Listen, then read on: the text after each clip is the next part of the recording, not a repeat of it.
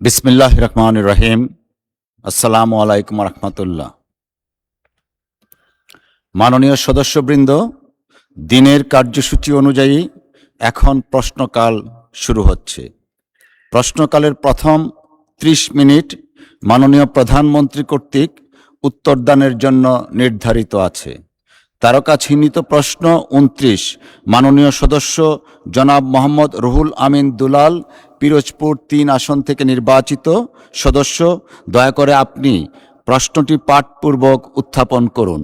ধন্যবাদ। মাননীয় স্পিকার, আপনাকে ধন্যবাদ। আমার প্রশ্ন, মাননীয় প্রধানমন্ত্রী অনুগ্রহ করিয়া বলিবেন কি 1971 সনের মুক্তিযুদ্ধে যাহারা শহীদ হয়েছেন তাহাদের তালিকা এবং যাহারা গণহত্যার শিকার হয়েছেন তাহাদের তালিকা করা হবে কিনা? এ বিষয়ে শহীদ পরিবারের সঠিক সংখ্যা ও গণহত্যার সঠিক তালিকা প্রকাশ করার কোনো পরিকল্পনা সরকারের আছে কিনা? থাকিলে তাহা কবে নাগাদ শুরু হইতে পারে? মাননীয় স্পিকার, আপনাকে ধন্যবাদ। আপনাকে ধন্যবাদ মাননীয় সদস্য। মাননীয় প্রধানমন্ত্রী। বিসমিল্লাহির রহমানির রহিম। মাননীয় স্পিকার, আপনাকে ধন্যবাদ। মাননীয় সংসদ সদস্য, আপনাকে আপনার একটি মূল্যবান প্রশ্নের জন্য আন্তরিকভাবে ধন্যবাদ। মাননীয় স্পিকার, আমাদের মহান মুক্তিযুদ্ধের সময় অগণিত মানুষ গণহত্যার শিকার হয়েছেন, কিন্তু আনফরচুনেট বিষয় হচ্ছে দেশ স্বাধীনের পরে যাদের দায়িত্ব ছিল একটি নিরপেক্ষ পূর্ণাঙ্গ তালিকা তৈরি করার, মুক্তিযুদ্ধে কারা শহীদ হয়েছেন, এই সঠিক এবং পূর্ণাঙ্গ তালিকাটা তারা সেই সময় তৈরি করেনি, বরং এটিকে তালিকা তৈরি করতে গিয়ে সেখানে তারা রাজনীতি টেনে নিয়ে এসেছিল। অথচ এই মানুষগুলোর আত্মত্যাগের বিনিময়ে আমরা অর্জন করেছিলাম আমাদের কাঙ্ক্ষিত স্বাধীনতা। বিষয়টির গুরুত্ব অনুধাবন করে বর্তমান সরকার নির্বাচনী ইশতেহারে নিবিড় গবেষণার ভিত্তিতে মুক্তিযুদ্ধের শহীদদের একটি পূর্ণাঙ্গ তালিকা প্রণয়নের অঙ্গীকার ব্যক্ত করেছে। উক্ত অঙ্গীকার বাস্তবায়নের লক্ষ্যে প্রয়োজনীয় কার্যক্রম গ্রহণের জন্য এরই ভিতর মুক্তিযুদ্ধ বিষয়ক মন্ত্রণালয় বিভিন্ন উদ্যোগ গ্রহণও করেছে। এর মধ্যে রয়েছেন মাননীয় স্পিকার, এর মধ্যে রয়েছে মুক্তিযুদ্ধ বিষয়ক গবেষকদের নিয়ে বিশেষজ্ঞ সভা আয়োজন, বিভিন্ন অংশীজনদের সঙ্গে ধারাবাহিক আলোচনার মাধ্যমে একটি বিস্তারিত এবং বাস্তবসম্মত কর্ম পরিকল্পনা প্রণয়ন এবং অবশ্যই তার ভিত্তিতে কার্যক্রম গ্রহণ। এই ধরনের উদ্যোগ বাস্তবায়নের মাধ্যমে গণহত্যার শিকার এবং সকল শহীদদের একটি নির্ভুল ও গ্রহণযোগ্য তালিকা প্রণয়ন এবং তাদের আত্মত্যাগের যথাযোগ্য স্বীকৃতি ও মর্যাদা প্রদান করা সম্ভব হবে বলে আমরা মনে করি। মাননীয় স্পিকার, ধন্যবাদ। আপনাকে ধন্যবাদ মাননীয় প্রধানমন্ত্রী। মাননীয় সদস্য জনাব মোহাম্মদ রুহুল আমিন দুলাল একটি সম্পূরক প্রশ্ন করতে পারেন। প্লিজ প্রশ্ন করবেন সরাসরি। মাননীয় স্পিকার, আপনাকে ধন্যবাদ। বিষয়টি যে মুক্তিযুদ্ধের বিষয়ে পোস্টের বাইরে কিছু করারও সুযোগ নেই। মাননীয় স্পিকার, আমার মাননীয় প্রধানমন্ত্রী মহোদয়ের কাছে প্রশ্ন, এই বাংলাদেশে অনেক ভুয়া মুক্তিযোদ্ধা আছে। আওয়ামী লীগের কর্মীদেরকে পুনর্বাসন করছে এই আওয়ামী লীগ সরকার, তাদেরকে মুক্তিযোদ্ধা হিসেবে নিয়োগ দিয়ে মাসে 20,000 টাকা ভাতা পায়। আমার মাননীয় প্রধানমন্ত্রী মহোদয়ের কাছে প্রশ্ন, এই ভুয়া মুক্তিযোদ্ধাদেরকে যাচাই বাছাই কমিটি করে ছাঁটাই করা হবে কিনা, এবং এই ভুয়া মুক্তিযোদ্ধাদের যদি যাচাই বাছাই করার জন্য ছাঁটাই কমিটি করা হয় তাইলে সেখানে যেন মাননীয় সংসদ সদস্যদেরকে অন্তর্ভুক্ত করা হয় উপদেষ্টা হিসাবে। মাননীয় স্পিকার, আপনাকে ধন্যবাদ। ধন্যবাদ মাননীয় সদস্য। মাননীয় প্রধানমন্ত্রী।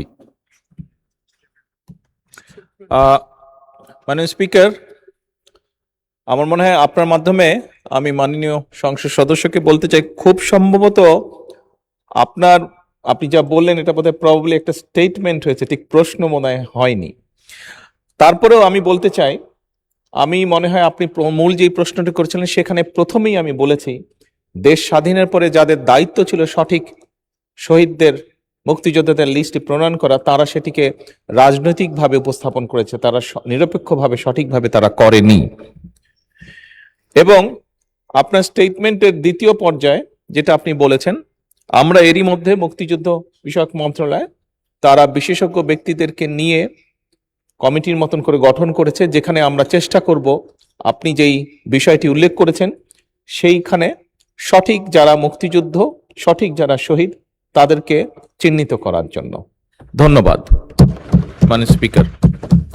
ধন্যবাদ মাননীয় প্রধানমন্ত্রী। আমরা একটা সম্পূরক প্রশ্ন নিচ্ছি।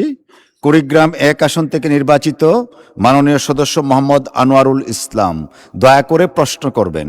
ধন্যবাদ আপনাকে। আসসালামু আলাইকুম রহমতুল্লাহ। মাননীয় স্পিকার, আপনাকে ধন্যবাদ। আমার মাননীয় প্রধানমন্ত্রীর কাছে প্রশ্ন যে আমরা এই বিষয়টা দেখছি যে বিভিন্ন সময়ে বিভিন্ন সরকার যখন পরিবর্তন হয়, দেখা যায় যে তারা তাদের দলীয় কিছু লোকজনকেও এই মুক্তিযোদ্ধা তালিকাভুক্ত করে, আবার পরবর্তী আরেক সরকার এসে কিছু ছাঁটাই বাছাইও করে।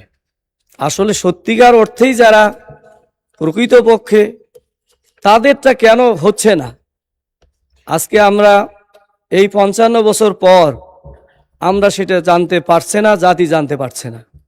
এই জন্য আমার প্রশ্নটা এইটাই যে এই বর্তমান সরকারের এই পরিকল্পনা আছে কিনা যে সঠিক একেবারে পুঙ্খানুপুঙ্খভাবে বিশ্লেষণ করে, যাতে করে যারা প্রকৃতপক্ষে মুক্তিযোদ্ধা তাদেরকে চিহ্নিত করে তাদেরকে তালিকাভুক্ত করা, আর যারা মুক্তিযোদ্ধা নয়, যারা বিভিন্নভাবে দলীয়করণের মাধ্যমে হয়েছে তাদেরকে ছাঁটাই করে একটা প্রকৃত মুক্তিযোদ্ধা তালিকা জাতির কাছে প্রকাশ করার পরিকল্পনা আছে কিনা, এটি আমার প্রশ্ন। মাননীয় স্পিকার, আপনাকে ধন্যবাদ। ধন্যবাদ মাননীয় সদস্য। মাননীয় প্রধানমন্ত্রী। ধন্যবাদ মাননীয় স্পিকার।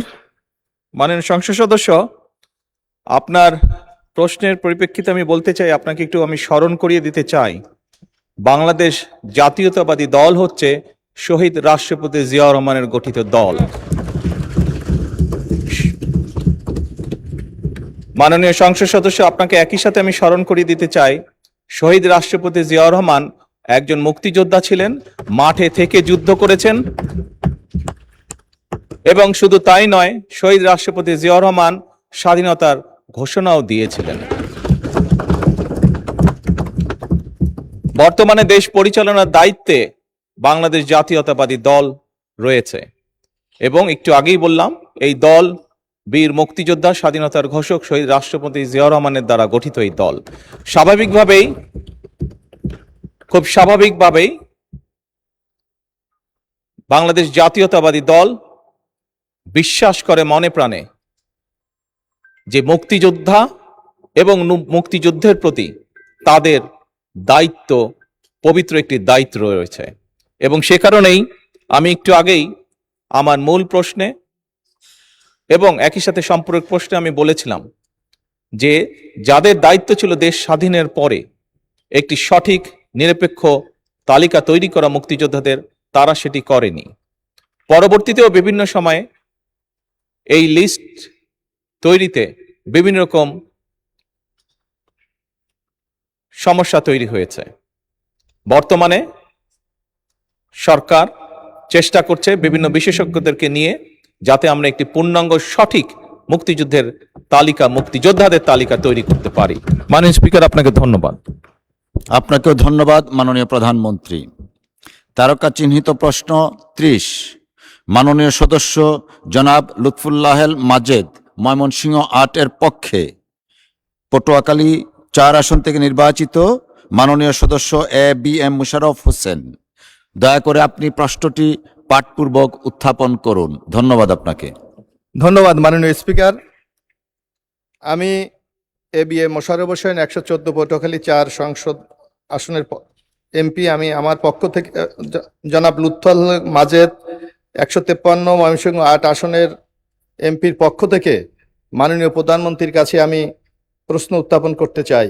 মাননীয় প্রধানমন্ত্রী, অনুগ্রহ করিয়া বলিবেন কি রাজধানী ঢাকা সহ দেশের সকল শহরগুলির খেলার মাঠ পার্ক দখলমুক্ত করিয়া খেলার উপযোগী ও পার্কের পরিবেশ ফিরিয়া আনিবার লক্ষ্যে কোনো বিশেষ পদক্ষেপ গ্রহণ করা হইবে কিনা, না হইলে করা হইবে না কেন?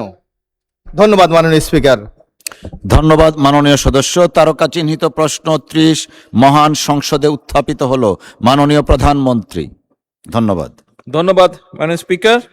মাননীয় সংসদ সদস্যকেও আমি আন্তরিকভাবে ধন্যবাদ জানাতে চাই আপনার মাধ্যমে এরকম একটি প্রশ্ন করার জন্য। মাননীয় স্পিকার, আজকে সকাল থেকে আমি দুপুর 2টা পর্যন্ত একটি অনুষ্ঠানে ছিলাম। এই অনুষ্ঠানটি ছিল প্রাথমিক বিদ্যালয়ের শিক্ষক এবং বাচ্চাদেরকে নিয়ে তাদেরকে পুরস্কার প্রদান। সেখানে আমি সবগুলো জেলা থেকে, বিভিন্ন জেলায় গত কয়েকদিন বৃষ্টি বাদল হয়েছে, প্রাকৃতিক দুর্যোগ কিছু হয়েছে, তারপরেও আমি দেখেছি আমাদের এই প্রাইমারি বাচ্চাদেরকে এত প্রাকৃতিক দুর্যোগ থামিয়ে রাখতে পারে নাই। তারা তাদের পূর্ণাঙ্গ উৎসাহ নিয়ে এই অনুষ্ঠানে যোগদান করেছিল। সেখানে মাননীয় স্পিকার, একটি স্টল যখন, একটি জেলার একটি স্টল, বাচ্চাদের স্টল যখন আমি পরিদর্শন করছিলাম, সেখানে তারা বাচ্চারা এবং শিক্ষকরা আমাকে জানালেন তাদের স্কুলটিতে 1300 বাচ্চা পড়ে, কিন্তু তাদের কোনো মাঠ নেই। এরকম এই অভিযোগ আমাকে অনেকেই দিয়েছেন। মাননীয় স্পিকার, এটি একটি অত্যন্ত গুরুত্বপূর্ণ বিষয় আমাদের ভবিষ্যৎ প্রজন্মদেরকে সঠিকভাবে গড়ে তোলার জন্য। ঢাকা উত্তর সিটি কর্পোরেশনের আওতাধীন এলাকায় মাননীয় স্পিকার 189টি পার্ক, খেলার মাঠ এবং উন্মুক্ত স্থান রয়েছে। এর ভিতরে 24টি পার্ক, 6টি খেলার মাঠ, 4টি শিশু পার্ক এবং 4টি ঈদগাহ মাঠ সহ মোট 38টি ডিএনসিসির মালিকাধীন। উক্ত স্থাপনার নিরাপত্তা নিশ্চিতকল্পে পার্ক এবং খেলার মাঠ সমূহে নিরাপত্তা প্রহরী নিয়োগ, প্রয়োজনীয় বৈদ্যুতিক বাতি স্থাপন, সিসিটিভি স্থাপন এবং জনসচেতনামূলক কার্যক্রম পরিচালনার উদ্যোগও এর ভিতর গ্রহণ করা হয়েছে। ডিএনসিসির মালিকাধীন যে 38টি পার্ক, খেলার মাঠ, উন্মুক্ত স্থান রয়েছে, তা ফরচুনেটলি মাননীয় স্পিকার বর্তমানে দখল মুক্ত রয়েছে সৌভাগ্যক্রমে, এবং সুপরিকল্পিতভাবে নিয়ন্ত্রিত হচ্ছে। ইতিমধ্যেই 20টি পার্ক, 4টি খেলার মাঠ, 2টি শিশু পার্ক, 2টি ঈদগাহ মাঠ উন্নয়ন কার্যক্রম সম্পন্ন করা হয়েছে। জাতীয় গৃহায়ণ কর্তৃপক্ষ এবং রাজুক সহ অন্যান্য সংস্থার মালিকাধীন অবশিষ্ট 151টি পার্ক, খেলার মাঠ, শিশু পার্ক, ঈদগাহ মাঠ এবং উন্মুক্ত স্থান পর্যায়ক্রমে উন্নয়ন করা হবে। মাননীয় স্পিকার, ঢাকা সিটি কর্পোরেশন আওতাধীন খেলার মাঠ এবং পার্ক সমূহে অবৈধ দখলদারদেরও উচ্ছেদ করার প্রস্তুতি নেওয়া হয়েছে। মাননীয় স্পিকার, ভবিষ্যতেও খেলার মাঠ এবং পার্ক সমূহে অবৈধ দখলদারদের উচ্ছেদ কার্যক্রম চলমান থাকবে। মাননীয় স্পিকার, উল্লেখ্য যে বর্তমান সরকার দায়িত্ব গ্রহণের পর থেকেই দেশের খেলাধুলার মান বৃদ্ধি করার চেষ্টা করছে, এবং আপনি জানলে আনন্দিত হবেন যে এটিতে আমরা মোটামুটিভাবে আলহামদুলিল্লাহ অনেকাংশে সফলও হয়েছি। একই সাথে মাননীয় স্পিকার, শিশুরা খেলার মাঠেও খেলাধুলা করছে।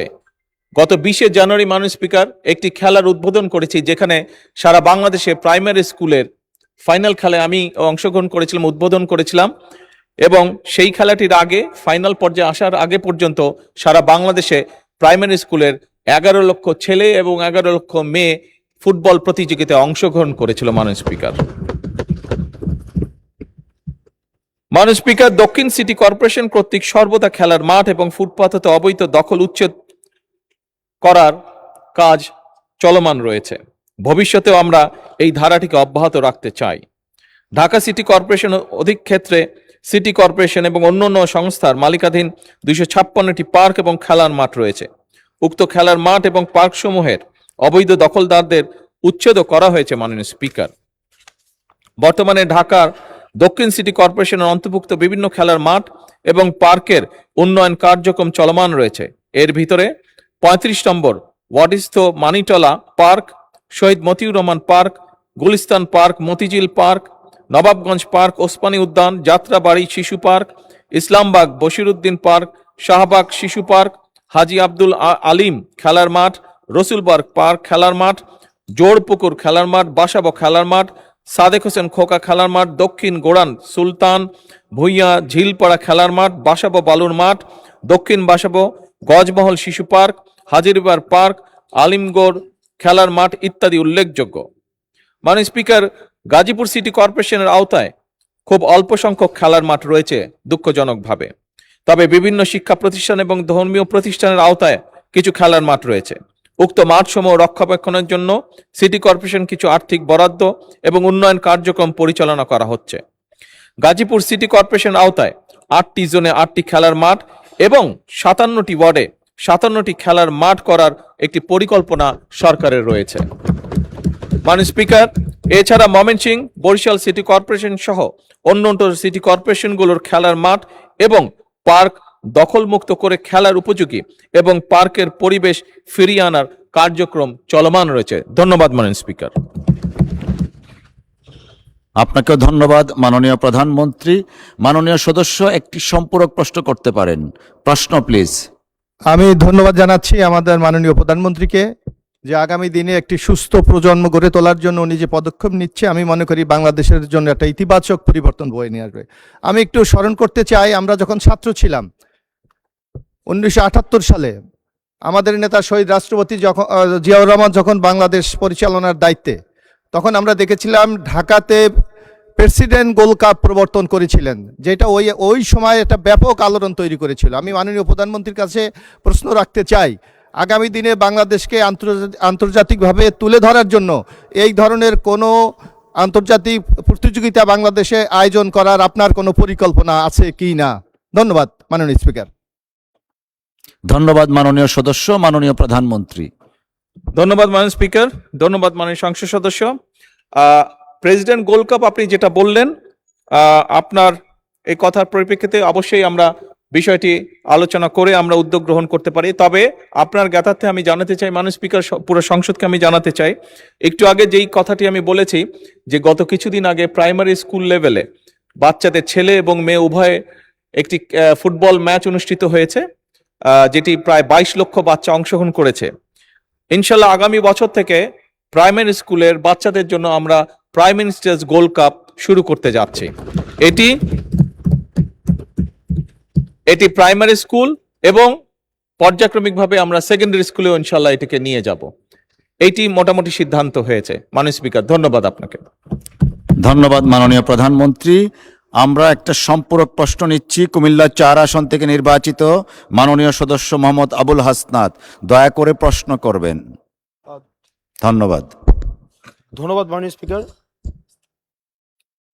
আমাকে মাইক দিয়ে দিস। ধন্যবাদ মাননীয় স্পিকার। মাননীয় স্পিকার, আপনার অনুমতিক্রমে আপনি যদি অনুমতি দেন, এটা যেহেতু সাপ্লিমেন্টারি কোয়েশ্চেন সেশন, মাননীয় প্রধানমন্ত্রী ইতিমধ্যেই এই সাপ্লিমেন্টারি কোয়েশ্চেনের সময়ে মাননীয় প্রধানমন্ত্রী অন্য বিষয়ে প্রশ্নের উত্তর দিয়েছেন। আপনি যদি অনুমতি দেন তাহলে মাননীয় প্রধানমন্ত্রীকে খেলার মাঠ ব্যতীত মাননীয় প্রধানমন্ত্রীর তো সব বিষয়ই হচ্ছে না, I got to stop you. Okay, supplementary question মূল কোশ্চেনের সাপ্লিমেন্টারি, অর্থাৎ ধারাবাহিকতা থাকতে হবে। খেলার মাঠ সংক্রান্ত যদি বা অনুমতি খেলাধুলা না দেন তাহলে সংক্রান্ত। বসে যাবো। না, এর মধ্যেই থাকতে হবে, যে কারণে বললাম প্রশ্ন সম্পূরক। Thank you. না, এই বিষয়ে প্রশ্ন নেই। থ্যাংক ইউ মাননীয় speaker. You are very welcome. So আমরা যেহেতু উনি ডিক্লাইন করলেন,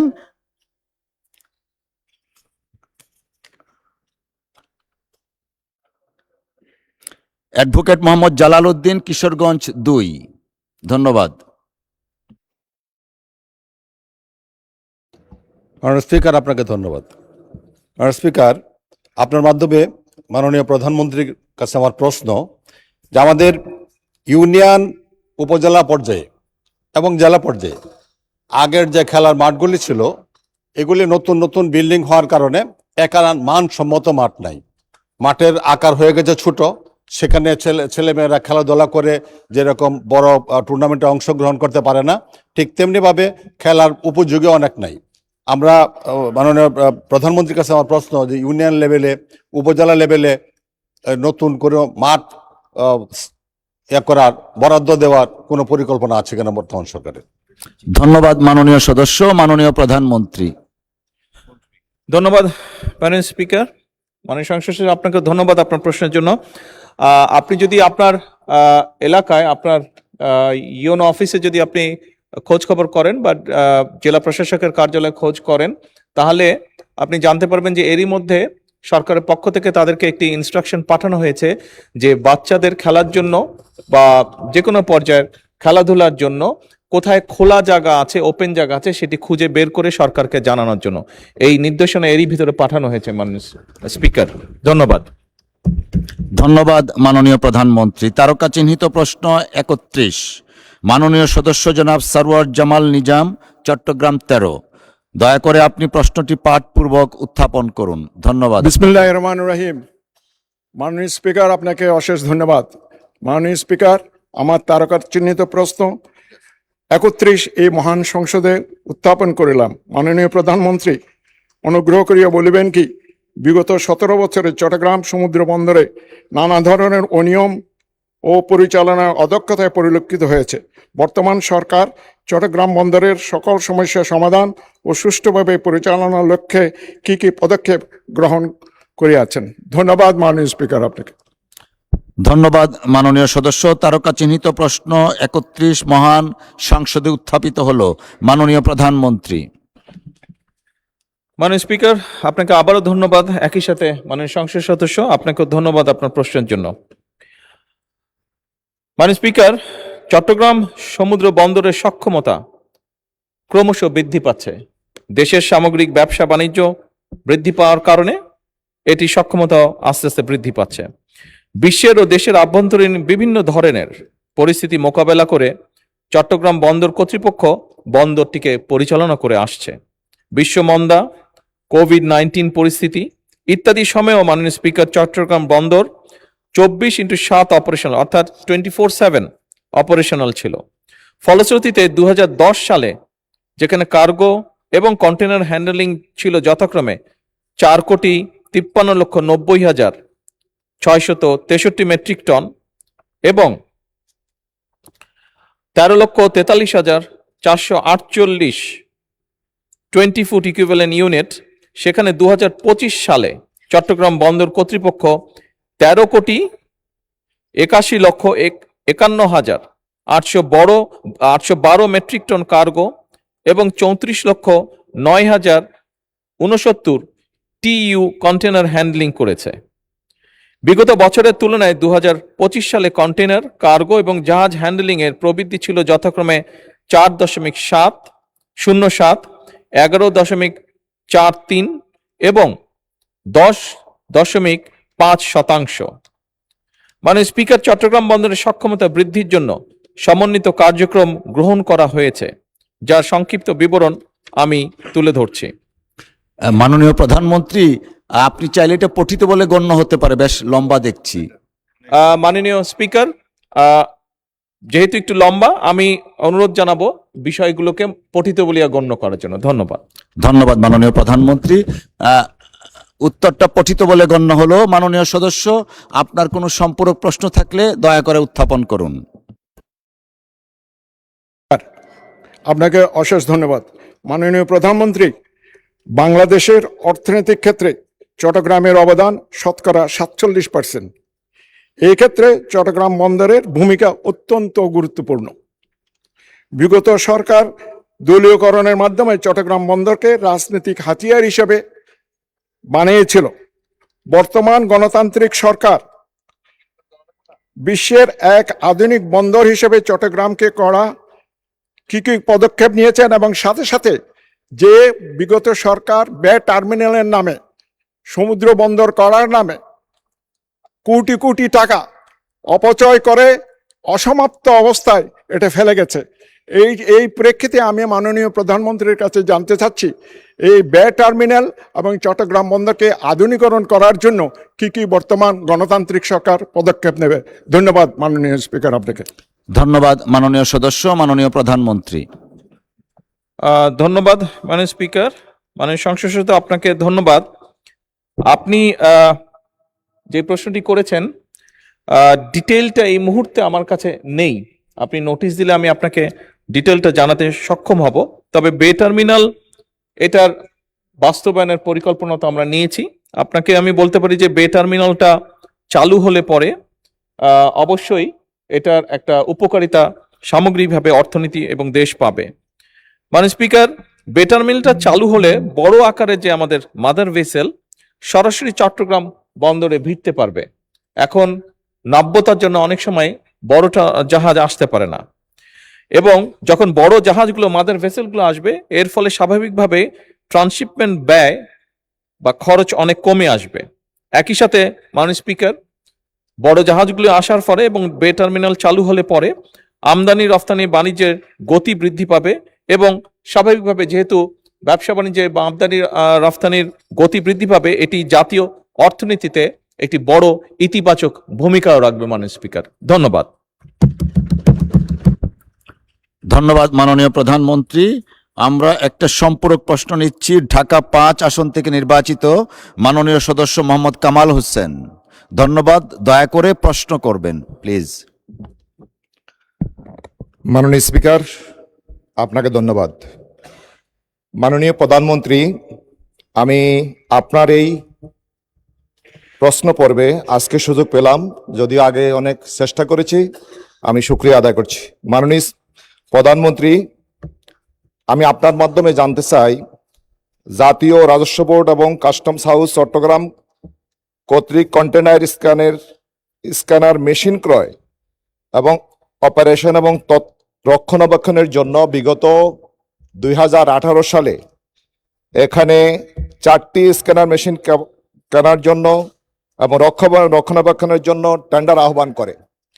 এই টেন্ডারে ব্যাপক দুর্নীতি হয়, মামলা হয়, এবং এই অভিযোগ এখনো চলমান। বিগত সরকারের আইনমন্ত্রী এখানে তার ঘনিষ্ঠ জনরা এখানে জড়িত। আমি জানতে চাই মাননীয় প্রধানমন্ত্রী, এই ক্ষেত্রে যে মামলা চলমান এখনো পর্যন্ত নিষ্পত্তি হয়নি, আমি আপনার মাধ্যমে জানতে চাই এই সরকার, বিগত সরকারের 300 থেকে 400 কোটি টাকার এখানে দুর্নীতি সুনির্দিষ্ট তথ্য প্রমাণ থাকার পরেও এটা ব্যবস্থা নেওয়া হচ্ছে কিনা আপনার মাধ্যমে জানতে চাই। মাননীয় স্পিকার, আপনাকে ধন্যবাদ। ধন্যবাদ মাননীয় সদস্য। মাননীয় প্রধানমন্ত্রী। ধন্যবাদ মাননীয় স্পিকার, এবং ধন্যবাদ মাননীয় সংসদ সদস্য আপনার প্রশ্নের জন্য। মাননীয় সংসদ সদস্য, আপনার জ্ঞাতার্থে মাননীয় স্পিকারের মাধ্যমে আপনাকে জানাতে চাই যে চট্টগ্রাম বন্দরটি এতে দেশের সম্পদ এবং এটি একটি রাষ্ট্রীয় সম্পদ, জনগণের সম্পদ। এখানে কোনো কাজ করতে গিয়ে যদি দুর্নীতি হয়ে থাকে, সেটি যখনই হয়ে থাকুক না কেন, অবশ্যই দেশের আইন অনুযায়ী যারা এর জন্য রেসপন্সিবল তাদের বিচার অবশ্যই হবে। এবং একই সাথে আমাদের সরকারের প্রচেষ্টা থাকবে যে কোনো জায়গায় রাষ্ট্রীয় সম্পদের অপচয় যেন না হয়, এবং একই সাথে আমাদের প্রচেষ্টা থাকবে যে দুর্নীতি মুক্ত একটি পরিবেশ পর্যায়ক্রমিকভাবে গড়ে তোলা। ধন্যবাদ মাননীয় স্পিকার। আপনাকেও ধন্যবাদ মাননীয় প্রধানমন্ত্রী। মাননীয় সদস্যবৃন্দ, মাননীয় প্রধানমন্ত্রীর জন্য নির্ধারিত প্রশ্ন জিজ্ঞাসা ও উত্তর পর্ব এখানে শেষ হলো।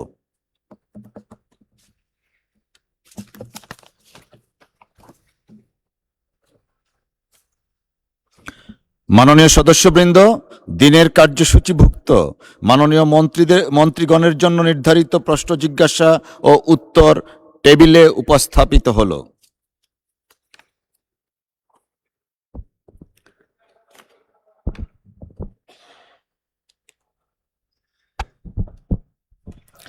মাননীয় সদস্যবৃন্দ, চলতি অধিবেশনে আজ পর্যন্ত মোট 10টি বিশেষ অধিকার প্রশ্নের নোটিশ পাওয়া গেছে। তন্মধ্যে 7টি নোটিশের সিদ্ধান্ত সংসদে ইতিমধ্যে অবহিত করা হয়েছে। বাকি 3টি নোটিশের বিষয়ে সিদ্ধান্ত আজ আমি সংসদকে অবহিত করব। নোটিশ 3টি দিয়েছেন মাননীয় সদস্য জনাব মোহাম্মদ মজিবুর রহমান, রাজশাহী 1।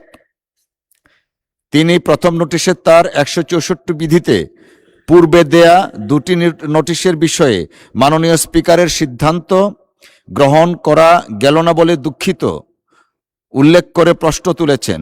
সংসদের সকল সদস্য টেবিল চাপড়িয়ে সমর্থন জানানোর হাঁ যুক্ত হবার পরও নোটিশ গৃহীত না হলে নোটিশ কিভাবে গৃহীত হবে? মাননীয় সদস্য, বিশেষ অধিকার ক্ষুণ্ণের নোটিশ গ্রহণের জন্য নোটিশটিকে কার্যপ্রণালী বিধির নির্দিষ্ট বিধির শর্তসমূহ পূরণ করতে হয়। মাননীয় সদস্যের প্রদত্ত নোটিশে উল্লেখিত বিষয় বিধি 163 ও 165 অনুযায়ী গ্রহণযোগ্য হলে তা স্পিকার কর্তৃক সংসদে উত্থাপনের অনুমতি দেয়া হয়। তাই নোটিশের বিষয় যতই জনপ্রিয় হোক তা বিধি ও রেওয়াজ অনুযায়ী গ্রহণযোগ্য হতে হবে। এজন্য সঠিকভাবে বিধি অনুসরণ করে সংশ্লিষ্ট বিধিতে নোটিশ প্রদান করা হলে তা গৃহীত হবার সম্ভাবনা বেশি থাকে। এমতাবস্থায় মাননীয় সদস্যের নোটিশটি 163 বিধি অনুযায়ী বিশেষ অধিকার ক্ষুণ্ণের প্রশ্ন হিসাবে গ্রহণ করা গেল না বলে আন্তরিকভাবে দুঃখিত। মাননীয় সদস্যের দ্বিতীয় নোটিশটি তার প্রতিনিধিকে রাজশাহীর জেলা প্রশাসক ফিরতি চিঠি দিয়ে বাতিল করা সম্পর্কিত। সংসদ সদস্যের অধিকার অনুযায়ী তিনি প্রতিনিধি দিতে পারেন, তবে বাধা দেয়া হচ্ছে কিনা সে ব্যাপারে তিনি প্রশ্ন তুলেছেন। মাননীয় সদস্য নোটিশের সাথে তার প্রশ্নের সহিত সংশ্লিষ্ট দলিল সংযোজন করেননি, ফলে তার বিশেষ অধিকার ক্ষুণ্ণের প্রশ্নটি নির্ণয় করা সম্ভব হচ্ছে না। তাছাড়া বিষয়টি প্রশাসনিক কার্যক্রমের আওতাভুক্ত। এমতাবস্থায় মাননীয় সদস্যের নবম নোটিশটি বিধি 164 অনুযায়ী বিশেষ অধিকার ক্ষুণ্ণের প্রশ্ন আকারে গ্রহণ করা গেল না বলে আবারও আন্তরিকভাবে দুঃখিত। মাননীয় সদস্যের তৃতীয় নোটিশটি তার নির্বাচনী এলাকা গোদাগাড়ি তানোর হতে 14 জুলাই শিক্ষার্থীদের সংসদ ভবন পরিদর্শন ও অধিবেশন প্রত্যক্ষকরণ সম্পর্কিত। শিক্ষার্থীদের সংসদ অধিবেশন প্রত্যক্ষকরণ সম্পর্কিত বিষয়টি সংসদ সচিবালয় সংক্রান্ত, তাই এটি কার্যপ্রণালী বিধির 54 উপবিধি 3 অনুযায়ী মাননীয় স্পিকারকে ব্যক্তিগত পত্রের মাধ্যমে নিষ্পত্তি করতে পারতেন। নোটিশটি বিধি 164 অনুযায়ী বিশেষ অধিকার ক্ষুণ্ণের প্রশ্ন আকারে গ্রহণ করা গেল না বলে আবারও আমি আন্তরিকভাবে দুঃখিত। ধন্যবাদ আপনাকে।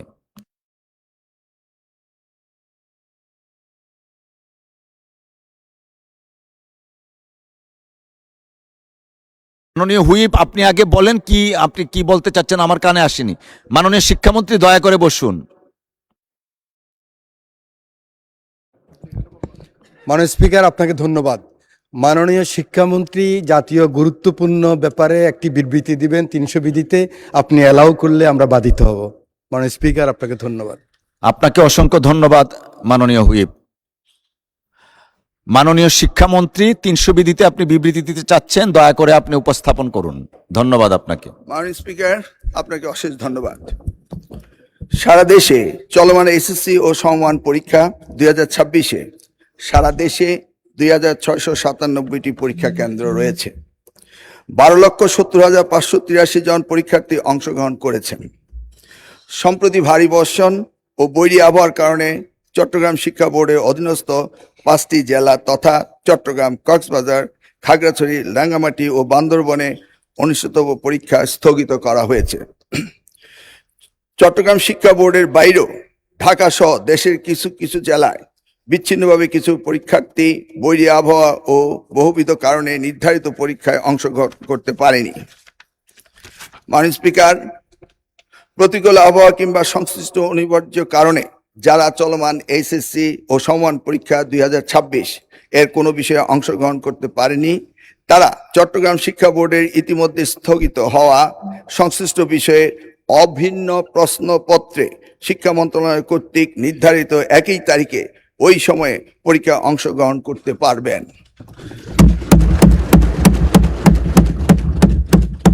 মাননীয় স্পিকার, যেহেতু এইচএসসি পরীক্ষা শিক্ষার্থীদের জীবনে একটি অত্যন্ত গুরুত্বপূর্ণ ধাপ, তাই বিশেষ বিবেচনায় এই বিশেষ সুযোগ প্রদান করা হলো। মাননীয় স্পিকার, পদার্থবিজ্ঞান প্রথম পত্রে ভুল প্রশ্নপত্র প্রণয়নের দায়ী ব্যক্তিদের ইতিমধ্যেই সাময়িক বরখাস্ত করা হয়েছে। মাননীয় স্পিকার, আমি আবারও আশ্বস্ত করছি, পদার্থবিজ্ঞান প্রথম পত্র 6 নম্বর প্রশ্ন এবং 7 নম্বর প্রশ্নে যে ভুল হয়েছে তার জন্য পরীক্ষার্থীদের পূর্ণ নম্বর দেওয়া হবে। মাননীয় স্পিকার, আপনাকে অশেষ ধন্যবাদ। আপনাকেও ধন্যবাদ মাননীয় শিক্ষামন্ত্রী। আপনার 300 বিধিতে প্রদেয় বিবৃতিটি রেকর্ড করা হলো। ধন্যবাদ আপনাকে।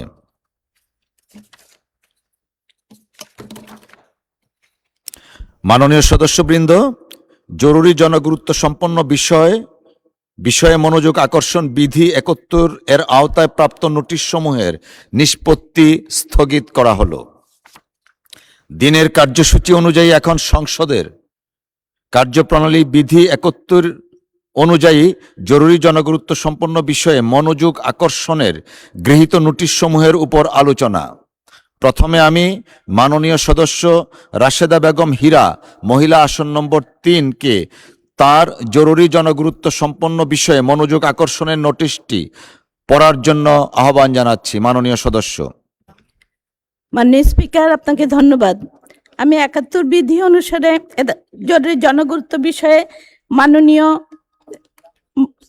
দুর্যোগ ব্যবস্থাপনা মন্ত্রীর দৃষ্টি আকর্ষণ করে আমার নোটিশটি প্রদান করেছি। আমার উত্থাপনীয় বিষয় হচ্ছে ভূমিকম্পে ক্ষয়ক্ষতি হ্রাসে জরুরি করণীয় সম্পর্কিত। মাননীয় স্পিকার, বাংলাদেশের মানুষের মনে এক আতঙ্কের নাম ভূমিকম্প। এদেশে সবচেয়ে বড় ভূমিকম্প হয়েছিল 1997 সালে রিক্টার স্কেলে, যার মাত্রা ছিল 8.3। এই ভূমিকম্পে ঢাকার আহসান মঞ্জিলও ক্ষতিগ্রস্ত হয়েছিল। 2024 সালে আমাদের দেশে বিভিন্ন মাত্রা 64টি ভূমিকম্প সংঘটিত হয়েছিল।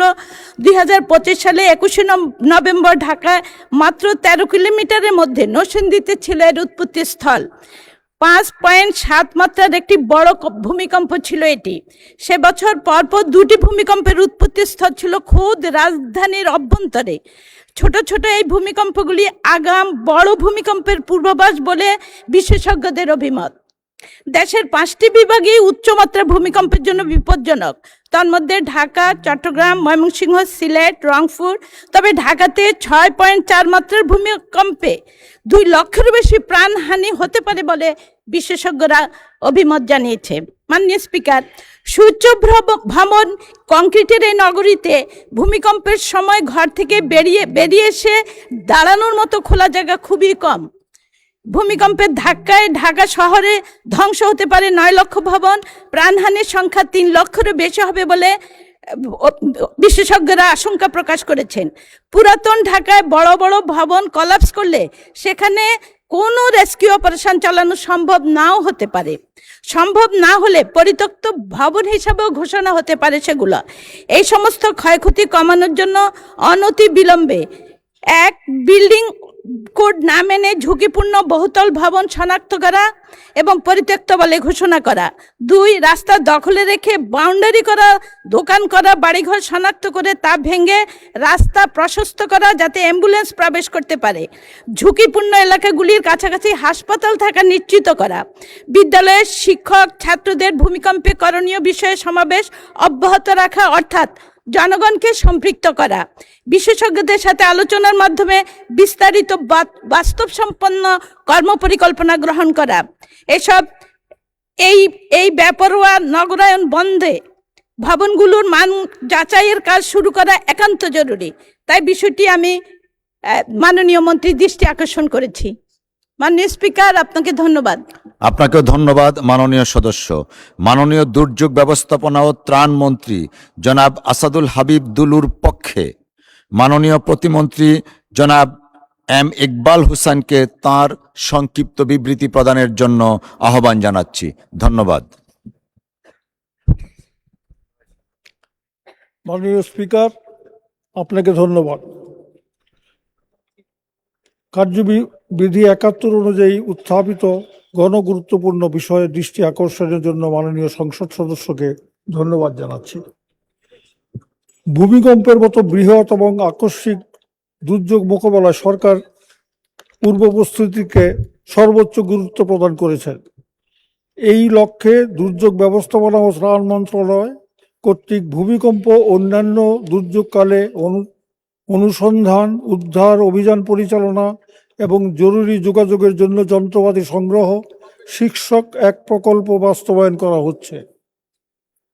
উক্ত প্রকল্পের আওতায় দুর্যোগ মোকাবেলায় সঙ্গে সম্পৃক্ত 10টি প্রতিষ্ঠান যথা ফায়ার সার্ভিস ও civil defence, arm forces division, Bangladesh নৌবাহিনী, বাংলাদেশ কোস্ট গার্ড, ঘূর্ণিঝড় প্রস্তুতি কর্মসূচি CPP, Bangladesh police, Bangladesh RAB, দুর্যোগ ব্যবস্থাপনা অধিদপ্তর, Bangladesh red crescent border guard বাংলাদেশের সক্ষমতা বৃদ্ধির জন্য আন্তর্জাতিক সম্পন্ন আধুনিক অনুসন্ধান ও উদ্ধার, urban search and rescue USAR, সরঞ্জাম, ভারী উদ্ধার অস্ত্রপাতি, জরুরি যোগাযোগ ব্যবস্থা এবং বিশেষায়িত উদ্ধার উপকরণ সংগ্রহ করা হচ্ছে।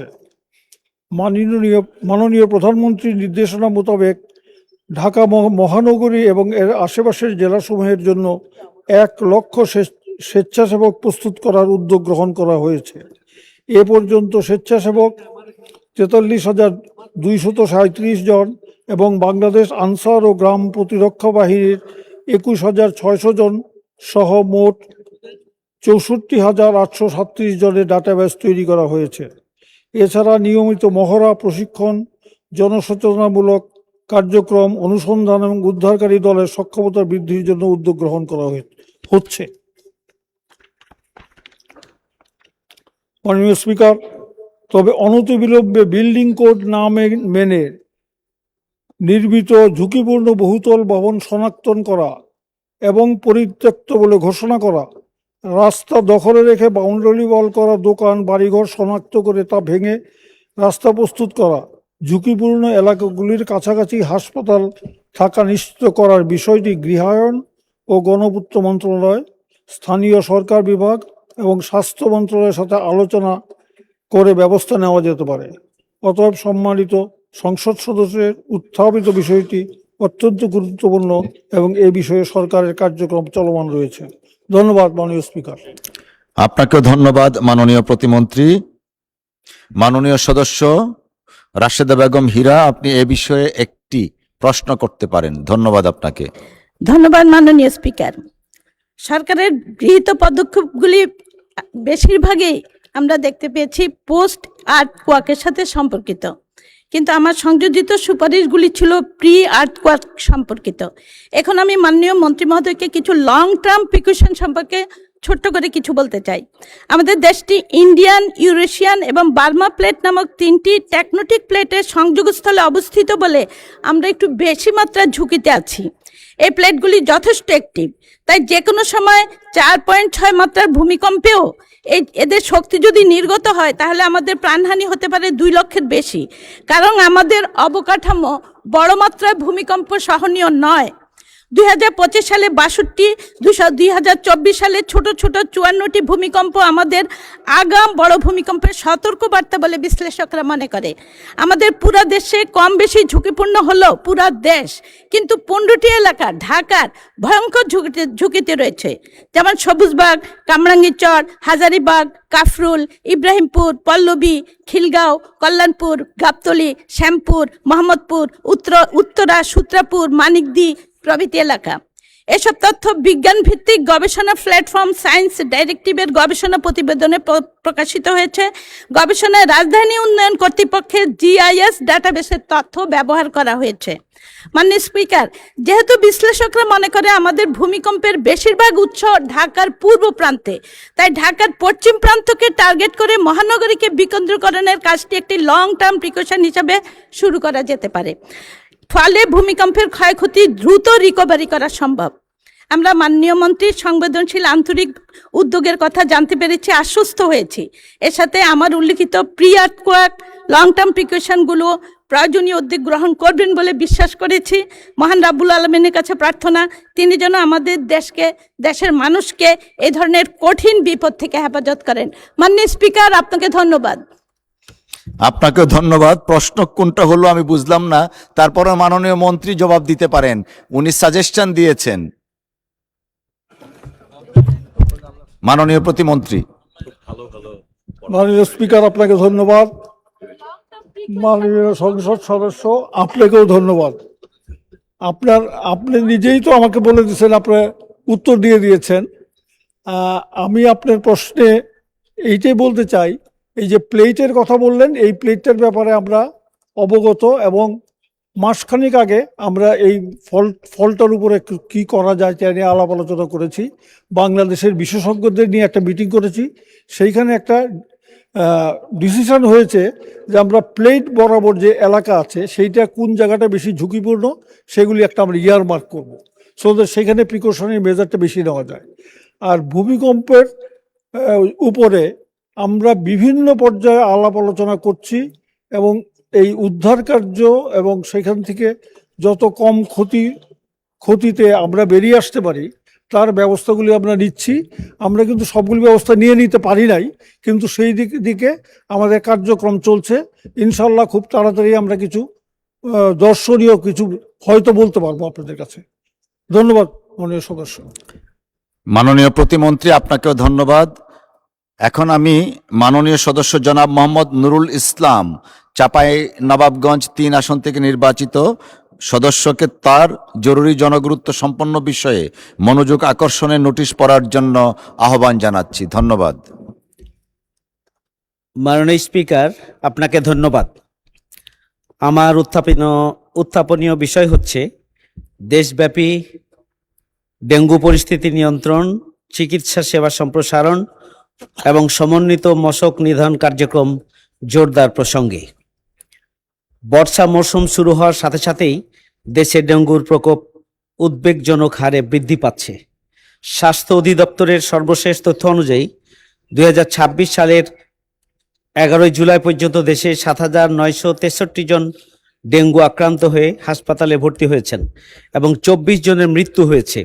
প্রতিদিনই নতুন আক্রান্তের সংখ্যা বাড়ছে, যা দেশের জনস্বাস্থ্যের জন্য বড় ধরনের হুমকি হয়ে দাঁড়িয়েছে।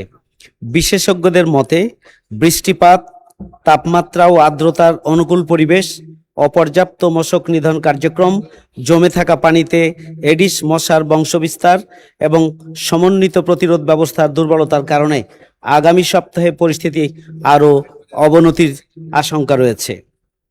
ডেঙ্গু বর্তমানে শুধু রাজধানী কেন্দ্রিক নয়, দেশের বিভিন্ন জেলা ও উপজেলা পর্যন্ত বিস্তৃত হয়েছে। অনেক সরকারি ও বেসরকারি হাসপাতালে রোগীর চাপ বৃদ্ধি পাচ্ছে এবং কোথাও কোথাও শয্যা, পরীক্ষার সুবিধা, প্লাটিলেট, প্রয়োজনীয় ওষুধ, চিকিৎসা সরঞ্জাম ও প্রশিক্ষিত জনবলের উপর অতিরিক্ত চাপ সৃষ্টি হচ্ছে।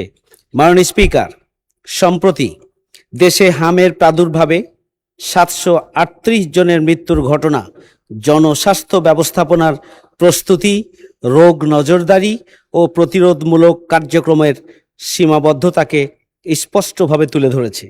এই অভিজ্ঞতা আমাদের জন্য কোনো ইতিবাচক বার্তা বহন করে না।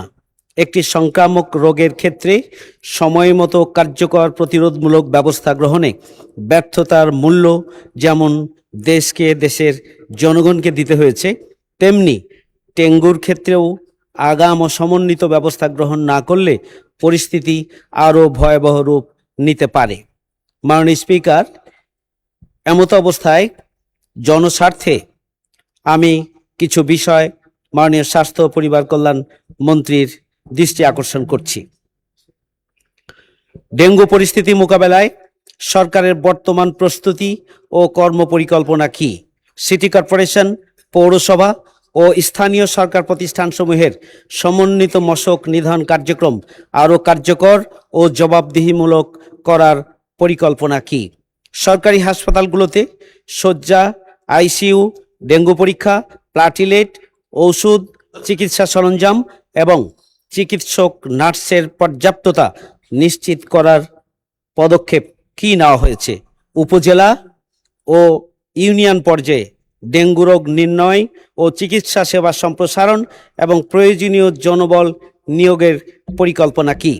উচ্চ ঝুঁকিপূর্ণ এলাকায় জনসচেতনতা বৃদ্ধি সহ বিশেষ নজরদারি, নিয়মিত লার্ভা ধ্বংস অভিযান এবং এডিস মশার প্রজননস্থল নির্মূলে কঠোর ব্যবস্থা গ্রহণ। শিক্ষা প্রতিষ্ঠান, সরকারি বেসরকারি অফিস, নির্মাণাধীন ভবন ও আবাসিক এলাকায় সমন্বিত পরিচ্ছন্নতা ও সচেতনতামূলক কর্মসূচি বাস্তবায়নের কি উদ্যোগ গ্রহণ করা হয়েছে?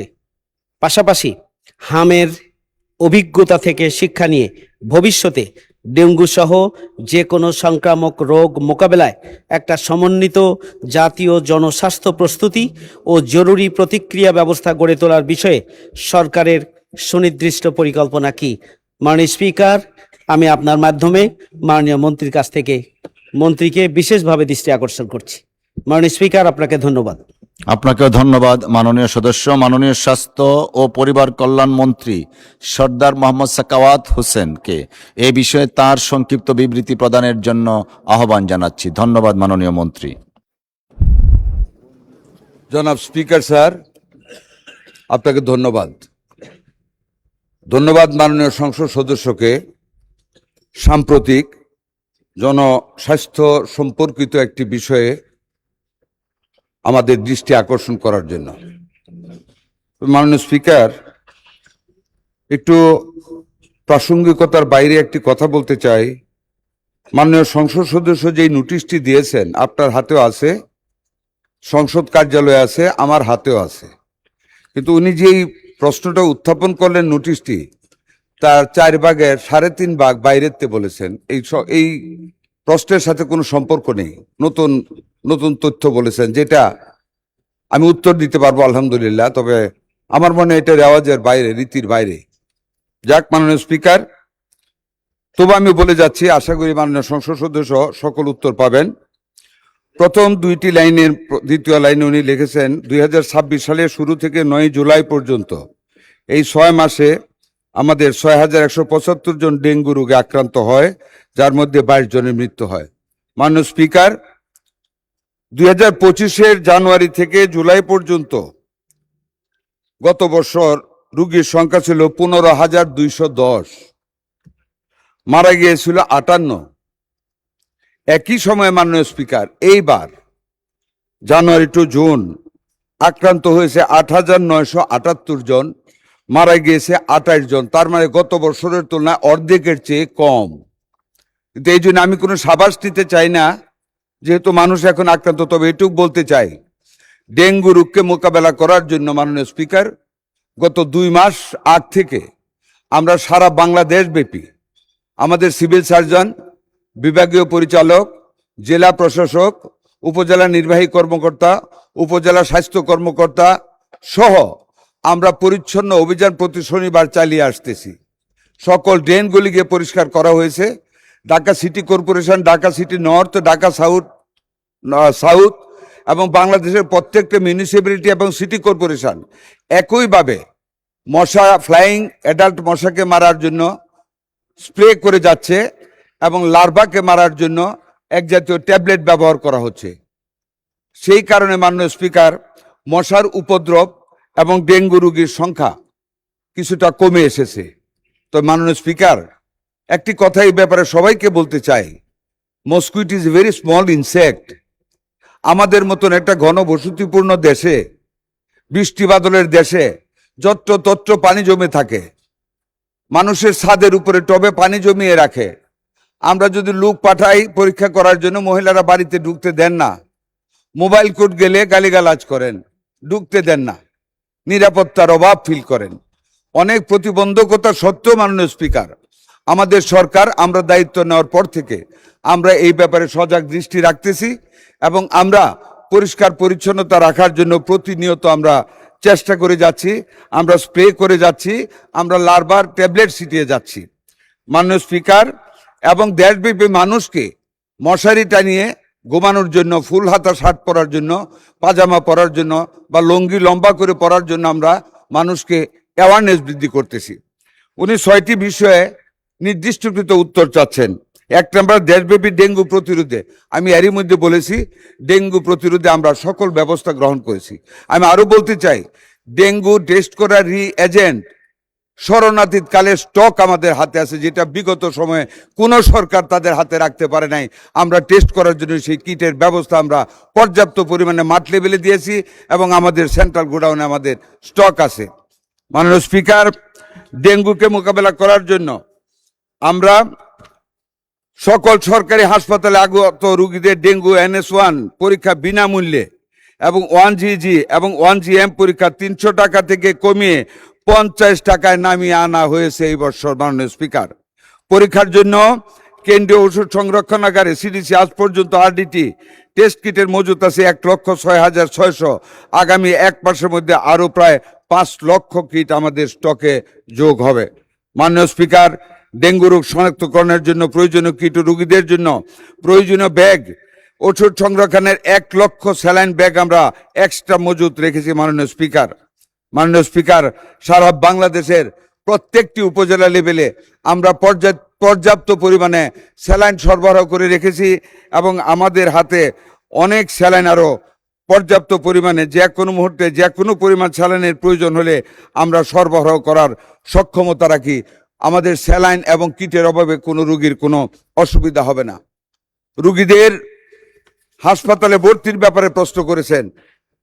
মাননীয় স্পিকার, আমরা প্রত্যেকটা হাসপাতালকে প্রস্তুত রেখেছি। যে কোনো সময় যে কোনো পরিমাণ রোগী আসলে আমরা মোবাইল হসপিটালও আমরা তৈরি করে রেখেছি এবং আমাদের সেনাবাহিনীকে প্রস্তুত রাখা হয়েছে। যদি ভয়াবহ আকারে ডেঙ্গু দেখা দেয় সেইখানে আমরা রোগীদেরকে সংকুলন করে ডাক্তার প্রস্তুত করে রেখেছি, নার্স প্রস্তুত রেখেছি, যাতে করে সকল রোগীদের সেবা প্রদান করা যায়। উপজেলা লেভেল পর্যন্ত মাননীয় স্পিকার আমরা সেগুলি করেছি। আইসিইউ, পরীক্ষা নিরীক্ষা, ওষুধ, চিকিৎসক, নার্সের সার্বিক ব্যবস্থা আমরা গ্রহণ করে রেখেছি। মাননীয় স্পিকার, এর ভিতরে যদি ডেঙ্গু রোগীদের জন্য কোনো রকম শ্বাসকষ্টের কারণ দেখা দেয় আমরা আমাদের ভেন্টিলেটর এবং আইসিইউ পর্যন্ত প্রস্তুত রেখেছি, যাতে করে আমাদের কোনো রোগী বিনা চিকিৎসা অবহেলায় যেন মৃত্যুর কুলে ঢলে না পড়ে। আমাদের সরকার আমরা সেই ব্যবস্থা আল্লাহর রহমতে আমরা করতে সক্ষম হয়েছি, আমরা করেছি। সারা দেশব্যাপী লিফলেট বিতরণ করা হচ্ছে। আজকে আমরা জুমে মিটিং করেছি মাননীয় স্পিকার, সারা বাংলাদেশের সকল সিভিল সার্জনদের সাথে। কোথাও যেন বন্যা উপদ্রুত এলাকা সহ কোথাও যেন একটা রুগী, ডেঙ্গু রোগী অবহেলায় পতিত না হয়। যদি কারো আক্রমণ হয় সাথে সাথে যেন আমাদের হসপিটালে স্থানান্তর করা হয়। এইভাবে মাননীয় স্পিকার আমরা সার্বিকভাবে সারা বাংলাদেশ ব্যাপী ডেঙ্গুর ব্যাপারে অত্যন্ত সচেতন পরিকল্পনা গ্রহণ করে সামনের দিকে আমাদের মাননীয় প্রধানমন্ত্রীর প্রখর দৃষ্টির অধীনে এবং ওনার সুপরামর্শে আমরা সামনের দিকে এগিয়ে যাচ্ছি। আশা করি সকল মাননীয় সংসদ সদস্যগণ আপনারাও যার যার নিজ নিজ এলাকায় পরিষ্কার পরিচ্ছন্নতা অভিযানটা চালিয়ে যাবেন, যাতে করে আমাদের 18 কোটি মানুষের নিরাপত্তা প্রহরী হয়ে আমরা দাঁড়িয়ে থাকতে পারি। আপনাদের সবাইকে ধন্যবাদ। মাননীয় স্পিকার, আপনাকেও ধন্যবাদ। আপনাকে অসংখ্য ধন্যবাদ মাননীয় মন্ত্রী, যে সুন্দরভাবে বলেন শুনতে ইচ্ছে হয়। মাননীয় সদস্য, আপনার যদি কোনো প্রশ্ন থাকে প্রশ্ন করবেন দয়া করে। একটা ট্রেন্ড চালু হয়ে গেছে, আমরা অ্যাডভাইস দেই বা স্টেটমেন্ট দেই। Please ask your question if any. Thank you. মাননীয় স্পিকার, আপনাকে ধন্যবাদ। আপনি বলেছেন যে মাননীয় স্বাস্থ্য ও পরিবার কল্যাণ মন্ত্রী খুব সুন্দর করে বলেন। আমরা এখানে কনভিন্স হই, কিন্তু বাস্তব অবস্থাটা আসলে এটা বক্তব্যের সাথে বাস্তবতা এটা কোনোভাবেই স্বাভাবিক নয়। এটি হচ্ছে মূল বিষয়। কারণ আইসিইউ তো একটা সদর হসপিটালে আইসিইউ নাই, তাহলে উপজেলায় কোথায় যাবে? আমি বলেছি যে ইউনিয়ন পর্যন্ত এই সেবা মানে পৌঁছে দেওয়াটা উপায়টা কি, এর কোনো উত্তর এখানে আসে নাই। এরকম বহু বিষয় আছে। যাই হোক, এরপরও আমরা যেহেতু হামে ক্ষতিগ্রস্ত হয়েছি ব্যাপকভাবে, 738 জন মানুষ, ছোট ছোট বাচ্চা মারা গিয়েছেন, স্বাভাবিকভাবে ডেঙ্গু নিয়ে আমাদের উদ্বেগ আছে। সুতরাং মাননীয় মন্ত্রীকে আমি ধন্যবাদ জানাচ্ছি যে উনি তার পদক্ষেপের কথা বলেছেন। এগুলোকে নিশ্চিত করার জন্য আমি ওনার আহ্বান জানাচ্ছি। আমি একটা ছোট্ট বিষয়ে অবতারণা করি, তারপর আমার প্রশ্ন করব। মাননীয় স্পিকার, আমাকে এই সুযোগটা দিতে হবে। গতকালকে কোমলমতি ছাত্রছাত্রীদের আন্দোলন নিয়ন্ত্রণে আমাদের সংসদের সামনে পুলিশের নির্দয় লাঠিচার্জের ব্যাপারে মাননীয় সদস্য, আমার কাছে মনে হচ্ছে উই আর মানে অন্যদিকে যাচ্ছি। আপনি দয়া করে এটা অন্য বিষয়ে আনবেন, এখন প্রশ্নটা করুন। আমি একদম বলে ফেলেছি। আপনি এইটার মধ্যে থাকেন, আমাদের কার্যপ্রণালী বিধির মধ্যে আমরা থাকি। দয়া করে you will have time to ask that question. আগে স্বাস্থ্যমন্ত্রীকে কোয়েশ্চেন করেন, এটা স্বাস্থ্যমন্ত্রী জুরিসডিকশনের বাইরে এখন যা বলবেন, ওনাকে কোয়েশ্চেন করেন প্লিজ। Thank you. মাননীয় স্পিকার, আপনাকে ধন্যবাদ। তাহলে আমাকে একটু সুযোগ পরে দেবেন, আমি সেই প্রত্যাশায় থাকলাম।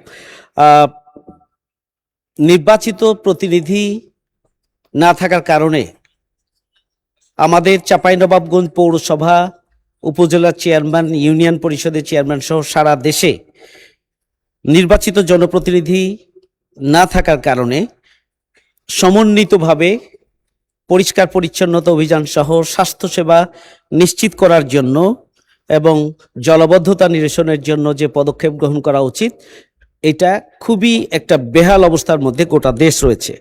আমার চাঁপাইনবাবগঞ্জে আমরা দেখছি যে সদর হাসপাতালের শূন্য পদ সহ সারা দেশের ডাক্তার এবং স্বাস্থ্যকর্মীদের শূন্য পদ পূরণের জন্য অতি দ্রুত কোনো পদক্ষেপ যদি স্বাস্থ্য মন্ত্রণালয় গ্রহণ না করেন, তাহলে যতগুলো বক্তব্য আসলো এগুলো বাস্তবায়ন অসম্ভব। চাঁপাইনবাবগঞ্জ সদর হাসপাতালে শিশু বিশেষজ্ঞ নেই, বর্তমান সময়ে সার্জারি ডক্টর নেই, মেডিসিন ডক্টর নেই। সুতরাং এই শূন্য পদ সহ সারা দেশের শূন্য পদ কত দ্রুত পূরণ করা হবে সে বিষয়গুলো আমি জানতে চাই। পাশাপাশি বেসরকারি হসপিটালগুলোকে যদি ডেঙ্গু রোগ ব্যাপকভাবে বিস্তৃতির দিকে যায়, তাহলে বেসরকারি হসপিটালগুলোকে ডেঙ্গু রোগ শনাক্তের জন্য সহজ উপায় বা সরকারি মাননীয় সদস্য, নির্দেশনা দেওয়া হবে প্রশ্ন করেন প্লিজ। স্পিকার, বেসরকারি হসপিটালগুলোকে ডেঙ্গু রোগ শনাক্তের জন্য কোনো বিশেষ নির্দেশনা দেওয়া হবে কিনা? মাননীয় স্পিকার, আপনাকে ধন্যবাদ। জি, আপনাকেও ধন্যবাদ মাননীয় সদস্য। মাননীয় চিফ হুইপ, প্রশ্নের উত্তরটা পরে আপনাকে দেই মাইক, মোর রিলিভেন্ট হবে। মাননীয় স্বাস্থ্যমন্ত্রী, ধন্যবাদ। মাননীয় স্পিকার, উনি ডেঙ্গুর সাথে রিলেট করে ডাক্তার বা নার্সের অপ্রতুলতার কথা বলেছেন। আমরা আমাদের সীমিত সংখ্যক কর্মকর্তা কর্মচারী ভিতর থেকে প্রত্যেকটি উপজেলায় প্রতিনিয়ত আমরা ডাক্তার নার্স চেলে দিয়ে যাচ্ছি। মাননীয় স্পিকার, পরিষ্কার পরিচ্ছন্নতার ব্যাপারে মাননীয় সংসদ সদস্যগণ নিজ নিজ এলাকার হাসপাতালের ব্যবস্থাপনা কমিটির চেয়ারম্যান, ওনারও কিছু দায়িত্ব আছে পরিষ্কার পরিচ্ছন্নতা রক্ষা করার জন্য। মাননীয় স্পিকার, 18 কোটি মানুষের দেশ, একে অন্যকে যদি ব্লেম গেম করি আমাদের সার্থকতা আসবে না, ফসল ঘরে আনতে পারবো না। প্রত্যেকেরই কিছু কিছু দায়িত্ব নিয়ে পরিষ্কার পরিচ্ছন্নতার জন্য নিজেদেরকে নিয়োজিত করতে হবে। উনি ইউনিয়ন লেভেল আইসিইউর কথা বলেছেন। আমি একবারও বলিনি আমার বক্তব্যে যে আমি উপজেলা লেভেলে আইসিইউর কথা বলে আইসিইউর ব্যবস্থা করব। আমাদের জেলা লেভেলে যতটুকুন আইসিইউর ব্যবস্থা আছে সেই জেলাগুলিতে আমরা, এর মধ্যে 12টি জেলায় আমরা আইসিইউ 10টি বেড করে আমরা চালু করেছি। আরও 5টি জেলায় আগামী 15 দিনের ভিতরে চালু হবে। এরপরেও যদি আইসিইউর প্রয়োজন পড়ে আমাদের প্রত্যেকটা বড় বড় হাসপাতালে পর্যাপ্ত পরিমাণে আইসিইউর ব্যবস্থা এরই মধ্যে আমরা করেছি, সেইগুলিতে রোগীদের স্থানান্তর করা হবে। বেসরকারি হাসপাতালগুলির কথা বলেছেন মাননীয় সংসদ সদস্যের জ্ঞাতার্থে আপনার মাধ্যমে জানতে চাই, শুধু আজকে নয় মাননীয় স্পিকার, আজকে থেকে 1.5 মাস আগে আমরা এতই সচেতন ছিলাম এই ব্যাপারে। 1.5 মাস আগে প্রাইভেট মেডিকেল কলেজ হাসপাতালের মালিকদেরকে ডেকে আমরা তাদেরকে বলেছি ডেঙ্গু দেখা দিলে 10% বেড তাদের খালি রেখে ডেঙ্গু রোগীদের সেবা প্রদান করতে হবে, এবং যেই রেটে সরকার অ্যান্টিজেন ব্যবহার করে একই রেটে ডেঙ্গু রোগীদের পরীক্ষা করতে হবে, এর বাইরে তারা কোনো টাকা নিতে পারবেন না। এবং সকল হাসপাতাল মালিকরা সেই ব্যাপারে আমাদেরকে সম্মতি প্রদান করেছেন। সুতরাং মাননীয় সংসদ সদস্যকে আশ্বস্ত করি বেসরকারি হাসপাতালগুলো সরকারি হাসপাতালের সাথে তাল মিলিয়ে ডেঙ্গু রোগীদের চিকিৎসা সেবা চালিয়ে যাবেন। ধন্যবাদ মাননীয় স্পিকার আপনাকে। আপনাকেও ধন্যবাদ মাননীয় স্বাস্থ্যমন্ত্রী। মাননীয় চিফ হুইপ। মাননীয় স্পিকার, আমি বিনয়ের সাথে মাননীয় সকল সদস্যদের দৃষ্টি আকর্ষণ করতে চাই। সেটি হলো, আপনারা সবাই জানেন যে আজকে 15 তারিখে আমরা নির্ধারিত ডেট আছে, আমরা পার্লামেন্ট প্রয়োগ করবো ইনশাল্লাহ। তো সেই কারণে আমাদের সকল বিজনেস যা আছে তা আসরের পূর্বেই আমরা শেষ করব। আসরের বা নামাজের বাদে মাননীয় বিরোধী দলীয় নেতা এবং মাননীয় সংসদ নেতা বক্তব্য রাখবেন। কাজেই আমরা যদি দীর্ঘ বক্তব্য রাখি তাহলে এই কাজ আমরা আসরের আগে কোনোটাই শেষ করতে পারবো না। আমি খুব বিনয়ের সাথে অনুরোধ করছি, বিগত দিনে সবসময় করেছেন, আজকে আপনারা দয়া করে সংক্ষিপ্ত করে যাতে আমরা আসরের পূর্বে সকল বিজনেস শেষ করতে পারি, দয়া করে সেই সহযোগিতা করুন। অসংখ্য ধন্যবাদ মাননীয় চিফ হুইপ। আমি এখন মাননীয় সদস্য শিরিন সুলতানা, মহিলা আসন নম্বর 2-কে তার জরুরি জনগুরুত্ব সম্পন্ন বিষয়ে মনোযোগ আকর্ষণের নোটিশ পড়ার জন্য আহ্বান জানাচ্ছি। ধন্যবাদ। মাননীয় স্পিকার, আপনাকে ধন্যবাদ। কার্যপ্রণালী বিধির 71 বিধি অনুযায়ী আমি নিম্নোক্ত অত্যন্ত জনগুরুত্বপূর্ণ বিষয় নকল, ভেজাল ও মেয়াদোত্তীর্ণ ঔষধ বিক্রয় ও সংরক্ষণ বন্ধ করে জনস্বাস্থ্য সুরক্ষায় জরুরি কার্যকর ব্যবস্থা গ্রহণ প্রসঙ্গে আমি মাননীয় স্বাস্থ্য পরিবার কল্যাণ মন্ত্রণালয়ের মাননীয় মন্ত্রী মহোদয়ের দৃষ্টি আকর্ষণ করছি। আজ এমন একটি বিষয় নিয়ে আমি কথা বলতে দাঁড়িয়েছি, এটি দেশের প্রতিটি নাগরিকের জীবন, স্বাস্থ্য ও নিরাপত্তার সঙ্গে সরাসরি সম্পৃক্ত। একজন অসুস্থ মানুষ যখন একটি ওষুধ কিনে, তখন তিনি তার সেই পণ্যটি কেনেন এবং তিনি নিজের জীবন রক্ষার জন্য, এবং তিনি সেটাকে নিজের শেষ আশ্রয় হিসেবে মনে করেন। অথচ সে ওষুধ যদি নকল, ভেজাল এবং মেয়াদোত্তীর্ণ বা নিম্নমানের হয়, সেটি আর ওষুধ নয়, সেটি মানুষের জীবন, স্বাস্থ্য ও বিশ্বাসের সঙ্গে নির্মম প্রতারণা। এর ফলে চিকিৎসা ব্যবস্থা ব্যাহত হয়, রোগ জটিল আকার ধারণ করতে পারে এবং অনেক ক্ষেত্রে নিরাপদ মানুষকে জীবন দিয়েও এর মূল্য দিতে হয়। মাননীয় স্পিকার, দেশের বিভিন্ন স্থানে ফার্মেসি এবং ওষুধ বিক্রয় কেন্দ্রে মেয়াদোত্তীর্ণ, নকল, ভেজাল, নিবন্ধনবিহীন এবং নিম্নমানের ঔষধ সংরক্ষণ ও বিক্রির অভিযোগ উদ্বেগজনক হারে বৃদ্ধি পাচ্ছে। এইসব ওষুধ মানুষের জীবন ও জনস্বাস্থ্যের জন্য এক নীরব কিন্তু ভয়াবহ হুমকিতে পরিণত হয়েছে। মেয়াদোত্তীর্ণ বা নকল ওষুধ সেবনের ফলে রোগীর কাঙ্ক্ষিত চিকিৎসা ব্যাহত হয়, রোগ নিরাময় বিলম্বিত হয়, মারাত্মক পার্শ্ব প্রতিক্রিয়া দেখা দিতে পারে এবং অনেক ক্ষেত্রে রোগীর জীবন ঝুঁকির মধ্যে পড়ে। একই সঙ্গে মেয়াদোত্তীর্ণ ওষুধ পুনরায় বাজারজাতকরণ, অবৈধভাবে বিক্রির প্রবণতা দেশের ওষুধ ব্যবস্থার প্রতি মানুষের আস্থা মারাত্মকভাবে ক্ষুণ্ণ করছে। যদিও ওষুধ প্রশাসন অধিদপ্তর নিয়মিত বাজার তদারকি ও ভ্রাম্যমাণ আদালতের মাধ্যমে অভিযান পরিচালনা করে থাকে, তবুও বাস্তবে মেয়াদোত্তীর্ণ মাননীয় সদস্য, জি সবার কাছে দেয়া আছে, যেহেতু আমরা এটা পঠিত বলে গণ্য করি। একটু আগে মাননীয় চিফ হুইপ যে কথাটা বললেন, তো একটু বেশি আমি একটু খালি বলতে চাই, সেটা আপনি হচ্ছে বললে পুরোটা বলতে পারেন, হ্যাঁ, বাট পঠিত বলে আমি গণ্য খালি করা হলো। প্রশ্ন করব, যদি আমার মনে কি আমাদের মাননীয় মন্ত্রীকে উত্তর দিবেন কিনা, যদি উত্তর না দেন তাহলে আমি এখনই প্রশ্ন করব। স্বাস্থ্যমন্ত্রীর উপর ভরসা রাখি, দেখি উনি কি বলেন, দয়া করে আচ্ছা। বসুন। ধন্যবাদ আমি আপনাকে। আরেকটু সংক্ষিপ্ত করে যেটা বলতে চাই, যেটা আমার কাছে বেশি মনে হয়েছে, যে অ্যান্টিবায়োটিকের অবাধ বিক্রয় দেশের বিভিন্ন পাড়া মহল্লায় ফার্মেসি এবং অনেক প্রতিষ্ঠিত ওষুধের দোকানে চিকিৎসকদের প্রেসক্রিপশন ছাড়াই অ্যান্টিবায়োটিক বিক্রয় করা হচ্ছে, যা জনস্বাস্থ্যের জন্য অত্যন্ত বিপজ্জনক। দেখা যায় অনেক রোগী চিকিৎসকের পরামর্শ না নিয়েই ফার্মেসির বিক্রয় কর্মীর পরামর্শে অ্যান্টিবায়োটিক কিনে সেবন করে থাকেন, কিন্তু অধিকাংশ ক্ষেত্রে রোগী নির্ধারিত পূর্ণ কোর্স সম্পন্ন করেন না। ফলে এর ফলে শরীরের জীবাণু সম্পূর্ণরূপে ধ্বংস না হয়ে অ্যান্টিবায়োটিক প্রতিক্রিয়া অ্যান্টিমাইক্রোবিয়াল রেজিস্ট্যান্স হয়ে ওঠে। একসময় প্রচলিত অ্যান্টিবায়োটিক আর কার্যকর থাকে না এবং সাধারণ সংক্রমণ প্রাণঘাতী হয়ে উঠতে পারে। বিশ্ব স্বাস্থ্য সংস্থা অ্যান্টিমাইক্রোবিয়াল সর্বশেষ প্যারাটা পড়েন দয়া করে। এটাই গুরুত্বপূর্ণ যে অ্যান্টিমাইক্রোবিয়াল রেজিস্ট্যান্সকে বর্তমান বিশ্বের অন্যতম বৃহৎ জনস্বাস্থ্য সংকট হিসেবে চিহ্নিত করেছে। সে কারণে আমি বলতে চাই যে আমাদের দেশে যেভাবে ফার্মেসিগুলোতে আপনার কোনো রকম প্রেসক্রিপশন ছাড়া অ্যান্টিবায়োটিক ওষুধ দিয়ে থাকে, সেটা যদি আমি গত কয়েকদিন আগে একটা ফেসবুকে দেখেছি যে একজন বাচ্চা ইতিমধ্যে অ্যান্টিবায়োটিক প্রতিরোধ হয়ে উঠছে, তার কোনো ওষুধ কার্যকর হচ্ছে না। তো এই ব্যবস্থা যদি বাংলাদেশে প্রচলিত থাকে, তাহলে ভবিষ্যৎ প্রজন্মের জন্য একটি বিরাট হুমকি স্বরূপ। সেজন্য মাননীয় মন্ত্রীর কাছে আমার প্রশ্ন, যে আমরা এই অ্যান্টিবায়োটিক বিক্রয় ক্ষেত্রে আমরা কোনো পদক্ষেপ নিতে পারি কিনা, যাতে বিনা প্রেসক্রিপশনে কেউ অ্যান্টিবায়োটিক ওষুধ কিনতে না পারে, এবং এর ব্যাপারে আমাদের কোনো সরকারের কোনো পরিকল্পনা আছে কিনা, এটা আমি জানতে চাচ্ছি। জি, অসংখ্য ধন্যবাদ মাননীয় সদস্য। মাননীয় স্বাস্থ্য পরিবার কল্যাণ মন্ত্রী সর্দার মোহাম্মদ সাখাওয়াত হোসেনকে এই বিষয়ে সংক্ষিপ্ত বিবৃতি প্রদানের জন্য আহ্বান জানাচ্ছি। ধন্যবাদ। মাননীয় স্পিকার, আপনাকে অনেক ধন্যবাদ মাননীয় সংসদ সদস্যকে বিষয়টি উত্থাপনের জন্য। মাননীয় স্পিকার, আমি খুব সংক্ষিপ্ত করতে যাচ্ছি। উনি যে বিষয়গুলির প্রতি আমাদের দৃষ্টি আকর্ষণ করেছেন, এর প্রতিটা জিনিস প্রতিরোধে আমাদের দেশে বিদ্যমান আইন রয়েছে, সময়ে সময়ে আইনের অধীনে শাস্তি দেওয়া হচ্ছে। নকল ওষুধ প্রস্তুতকারক, এরই মধ্যে আমরা এই দায়িত্ব নেওয়ার পরও 8-10টা আয়ুর্বেদিক এবং ইউনানি ওষুধ প্রস্তুতকারক কোম্পানিতে হানা দিয়ে নকল ওষুধ বানানোর কারখানা আবিষ্কার করে তাদেরকে শাস্তি দেওয়া হয়েছে, জরিমানা করা হচ্ছে এবং এটা চলমান আছে। নকল ওষুধ বিক্রি বন্ধ করার লক্ষ্যে বাংলাদেশের প্রত্যেকটা উপজেলা লেভেলে বা শহরে আমাদের ম্যাজিস্ট্রেটগণ মোবাইল টিম গঠন করে ওষুধের দোকানে যাচ্ছেন, নকল ওষুধ পেয়ে তাদেরকে কাউকে গ্রেফতার করতেছেন, কাউকে বড় আকারে, কাউকে মাঝারি আকারে জরিমানা আদায় করতেছেন। আমাদের দেশে আইন রয়েছে, 10 বছর পর্যন্ত সাজা দেওয়া যাচ্ছে। অ্যান্টিবায়োটিকের ব্যাপারে যেটা উনি বলেছেন অত্যন্ত সত্য কথা।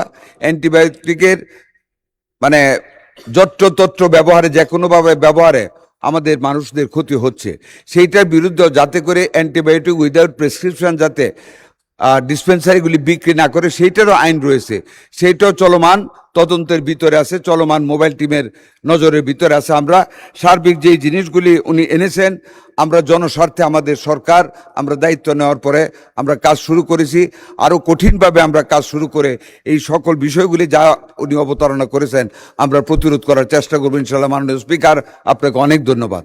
ধন্যবাদ মাননীয় সংসদ সদস্য। জি, মাননীয় মন্ত্রী, আপনাকেও ধন্যবাদ। মাননীয় সদস্য, যদি প্রশ্ন থাকে দয়া করে প্রশ্ন করুন প্লিজ। মাননীয় স্পিকার, আপনাকে ধন্যবাদ। মাননীয় বিরোধী দলীয় নেতা এবং আমাদের প্রধানমন্ত্রী যেহেতু এখন বক্তব্য রাখবেন, সেজন্য আমি আমার সম্পর্ক প্রশ্ন আর রাখছি না। আপনাকে ধন্যবাদ। That is very kind of you, thank you.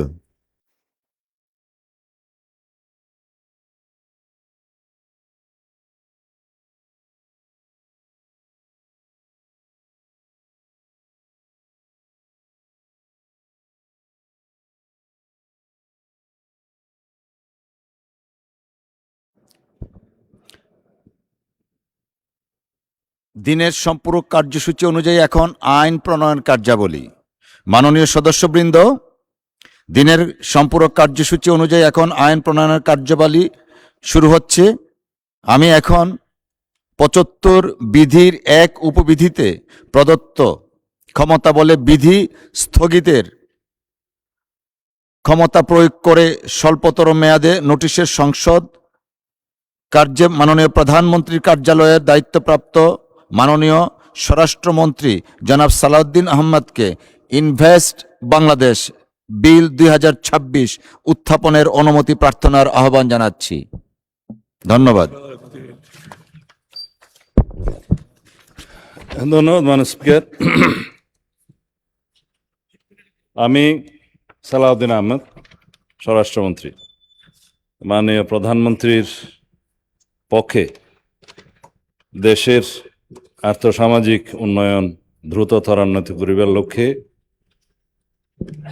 দেশি বা বিদেশি বিনিয়োগকারীগণকে আকৃষ্ট শিল্প স্থাপনে প্রয়োজনীয় অবকাঠামো উন্নয়নের দ্রুত ও কার্যকর ব্যবস্থা গ্রহণ, সরকারি বেসরকারি অংশীদারিত্বে অবকাঠামো নির্মাণ, বিনিয়োগকারীদেরকে দ্রুততম সময়ের মধ্যে প্রয়োজনীয় সেবা প্রদানের মাধ্যমে বিনিয়োগ বান্ধব পরিবেশ সৃষ্টির উদ্দেশ্যে এতৎ সংশ্লিষ্ট কতিপয় আইন রহিত করিয়া দেশের শীর্ষ বিনিয়োগ উন্নয়ন সংস্থা গঠনের লক্ষ্যে একটি নতুন আইন প্রণয়ন কল্পে আনিত একটি বিল ইনভেস্ট বাংলাদেশ বিল 2026 উত্থাপনের জন্য অনুমতি প্রার্থনা করছি। ধন্যবাদ মাননীয় স্পিকার। ধন্যবাদ মাননীয় মন্ত্রী, আপনি বিলটি উত্থাপন করুন। কি আপত্তি? আমরা একজনকে নিতে পারি। কে আপনাদের দুইজনের মধ্যে ঠিক করেন? মিস্টার নাজিবুর রহমান। জি, ধন্যবাদ মাননীয় স্পিকার। মাননীয় স্পিকার, এই আইনটা যেভাবে আমাদের মাননীয় স্বরাষ্ট্রমন্ত্রী বললেন, আমরা দেখছি এই আইনের মাধ্যমে 6টি পূর্ববর্তী আইনকে রহিত করা হচ্ছে। একই সাথে 2টা প্রতিষ্ঠানকে বিলুপ্ত করা হচ্ছে। আমরা একটু দেখেছি, আজকে এটা দেয়া হয়েছে, আপনি 3 দিনের বিষয়টা কন্ডন করেছেন, কিন্তু বিষয়টা হলো মাননীয় স্পিকার, আমরা দেখলাম 9 জুলাই এই আইনটি মন্ত্রিসভায় পাশ হয়েছে। আজকে 15 জুলাই, 6টা দিন চলে গেল। এর মধ্যে আমাদেরকে এই 3 দিনের যেই নোটিশটা দেওয়ার কথা ছিল, ডকুমেন্টগুলো দেওয়ার কথা ছিল, দেওয়া হলো না, কোনো তার কোনো জাস্টিফিকেশন কিন্তু পেলাম না। 4টা আইন রহিত করা হয়েছে।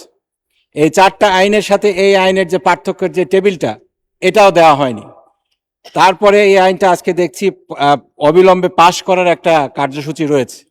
এটা কমিটিতে না দিয়ে সরাসরি পাশ করার এত তাড়াহুড়া কি জন্য, তারও কিন্তু কোনো জাস্টিফিকেশন আমরা দেখছি না। এটা যেহেতু একটা এত বড় বিষয়, 4টা আইন রহিত করার বিষয় রয়েছে, 2টা প্রতিষ্ঠান বিলুপ্ত করার বিষয় রয়েছে, আমি আপনার কাছে অনুরোধ করব, আপনার মাধ্যমে সরকার মাননীয় মন্ত্রীর কাছে, দায়িত্বপ্রাপ্ত মন্ত্রীর কাছে যেটা অনুরোধ থাকবে, এটাকে আইন সংক্রান্ত যে স্থায়ী কমিটি রয়েছে সেখানে প্রেরণ করা হোক, এটাকে যাচাই বাছাই পূর্বক পরবর্তীতে আমরা পাশ করি। এত তাড়াহুড়ার কোনো দরকার আছে বলে আমি মনে করি না। এরকম ঘটনা আরো আগে হয়েছে, আপনার দৃষ্টি আমরা আকর্ষণ করেছি। আমরা দেখছি না কোনো ব্যত্যয় হচ্ছে, অত্যন্ত তাড়াহুড়া করে আইনগুলো পাশ করা হচ্ছে। এটার ভিতরে কি ভুলভ্রান্তি আছে, এটার ভিতরে এটা তাড়াহুড়া করার কি হেতু, অন্য কোনো স্বার্থ জড়িত আছে কিনা সেগুলো আমরা বুঝছি না। এজন্য আপনার দৃষ্টি আকর্ষণ করছি, বিষয়টা যেন সিরিয়াসলি দেখা হয়। ধন্যবাদ মাননীয় স্পিকার। জি, অসংখ্য ধন্যবাদ মাননীয় সদস্য। মাননীয় মন্ত্রী, আপনি এই ব্যাপারে সংক্ষিপ্ত বক্তব্য রাখতে পারেন। ধন্যবাদ। মাননীয় স্পিকার, আপনাকে ধন্যবাদ। আমি অ্যাপ্রিসিয়েট করি মাননীয় সদস্য যেমন ব্যারিস্টার নাজিবুর রহমান যা উত্থাপন করেছেন সে বিষয়টি। এটা কোনো হার্ড অ্যান্ড ফাস্ট রুল নয় যে রুলস অফ প্রসিজিওর অনুসারে স্থায়ী কমিটিতে প্রেরণ করতে হবে। এটা একটা ট্র্যাডিশন, 7th পার্লামেন্ট থেকে এটা শুরু হয়েছে, যে কোনো বিল আসলে সংশ্লিষ্ট স্থায়ী কমিটিতে প্রেরণ করা। এখন এই সংক্রান্ত এই বিলটা ওনার বক্তব্য অনুসারে যে 4টা আইনের বিলুপ্তির বিষয়ে উত্থাপন করে তিনি যা বললেন এটা সঠিক। এটা কোনো নতুন আইন নয়। আমরা কয়েকদিন আগে যে আইনটা এখানে অনুমোদন করেছি, ওনারা সহযোগিতা করেছেন, যেমন মাদকদ্রব্য নিয়ন্ত্রণ আইন, সেটা ছিল একটা সংশোধনী বিল। সেখানে কম্পারেটিভ স্টেটমেন্ট আমরা দিয়েছি কোন ধারাটা কি সংশোধনে আনা হচ্ছে, কেন হচ্ছে, যৌক্তিকতা সহ আগেই দেয়া হয়েছে। এইটা বাংলাদেশে বিভিন্ন সময়ে বিভিন্ন কর্তৃপক্ষের সৃষ্টি হয়েছে, স্ট্যাটিউটরি কর্তৃপক্ষের সৃষ্টি হয়েছে, বিভিন্ন আইনের মাধ্যমে কর্তৃপক্ষ সৃষ্টি হয়েছে। উদ্দেশ্য এবং কারণ সম্বলিত প্যারাতে সেটা বলা আছে, যার ফলে ওভারল্যাপিং হচ্ছে ফাংশনে। ওয়ান উইন্ডোতে আমরা সার্ভিস পাচ্ছি না। এখানে যেটা ওয়ান সিঙ্গেল ডিজিটাল প্ল্যাটফর্ম গঠনের কথা এখানে বলা হয়েছে, আপনি আইনের মধ্যে দেখবেন, আমি ভিতরে আপনাকে দেখাচ্ছি। শুধু সেই সার্ভিসটা এনশিওর করার জন্য সিঙ্গেল ডিজিটাল প্ল্যাটফর্মের মাধ্যমে যাতে আমরা সেবা নিশ্চিত করতে পারি, সেই জন্য এই বিভিন্ন কর্তৃপক্ষগুলো একই উদ্দেশ্যে যেগুলো করা হয়েছে সেগুলো জাস্ট মার্জার করা হচ্ছে একটা কর্তৃপক্ষের মধ্যে। এটা নতুন কোনো আইন নয়। তো সেই ক্ষেত্রে কম্পারেটিভ স্টেটমেন্ট দেওয়াটা খুব একটা জরুরি বলে মনে করি না।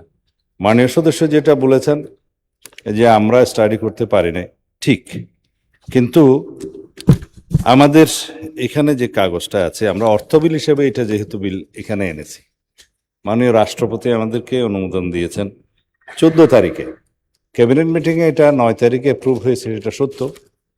তার আগেও আরেকবার ক্যাবিনেট মিটিং হয়েছে, সেখানে আমাদের কিছু অবজারভেশন ছিল, পুনরায় পরীক্ষা নিরীক্ষা করে পরবর্তী ক্যাবিনেট মিটিংয়ে এটা স্ক্রুটিনি করে রিফাইন্ড করে অনুমোদন করা হয়েছে।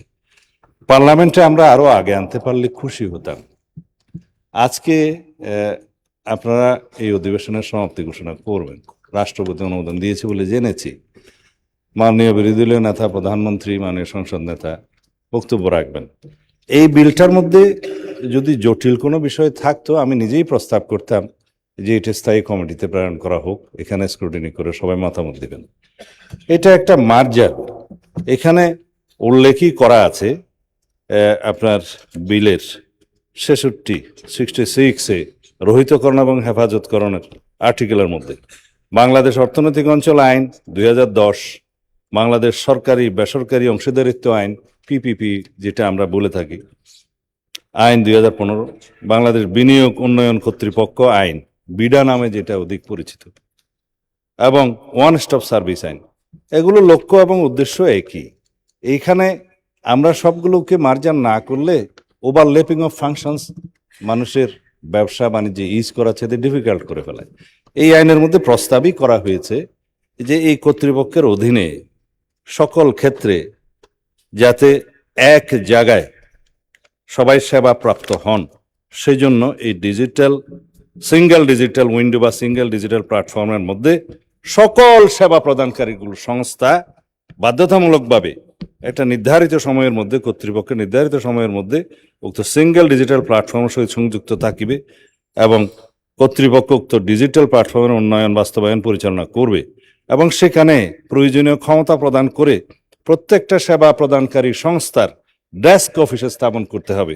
সেখানে প্রয়োজনীয় ক্ষমতা প্রদান সাপেক্ষে উক্ত সংস্থার এক বা একাধিক কর্মচারীকে নিযুক্ত করতে হবে, যাতে 1 ঘন্টার মধ্যে একই সাথে একই উইন্ডোতে একই ছাদের নিচে একই অফিসে সমস্ত সেবা প্রদান করে বাংলাদেশের বিনিয়োগ পরিস্থিতি উন্নয়ন করা যায় এবং বৈদেশিক এবং দেশীয় উন্নয়নকে ত্বরান্বিত করা যায়। এটাই তো আমাদের নতুন প্রত্যাশা, গণ অভ্যুত্থানের নতুন প্রত্যাশা। এখানে কোনো স্বার্থে সরকার স্পেশাল কোনো উদ্দেশ্যে এই আইনটা প্রণয়ন করছে না। এই আইনটা প্রণয়ন করছে যাতে ইনভেস্ট বাংলাদেশ আইন নামে সবাই বুঝতে পারে যে এই এক আইনের অধীনে একই কর্তৃপক্ষ সকল সেবাকারী সংস্থা একই জায়গায় এসে সেবাটা পাবে এবং আমাদের উন্নয়ন ত্বরান্বিত হবে, দেশ এগিয়ে যাবে।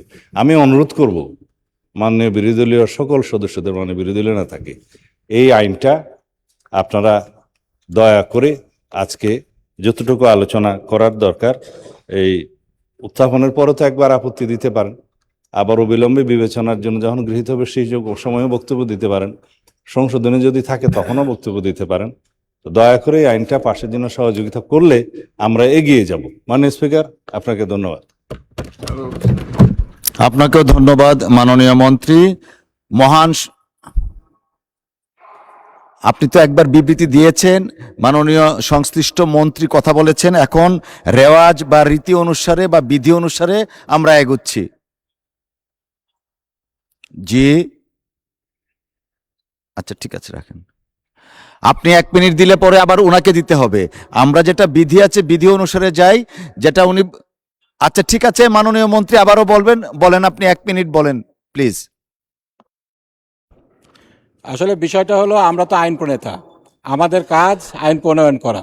এক্ষেত্রে আমাদেরকে যে মৌলিক অধিকার, এটাকে যাচাই বাছাই করা, এখান থেকে যদি আমাদেরকে ডিপ্রাইভ করা হয়, আমি মনে করি আমাদের মৌলিক অধিকার এখানে ক্ষুণ্ণ হচ্ছে।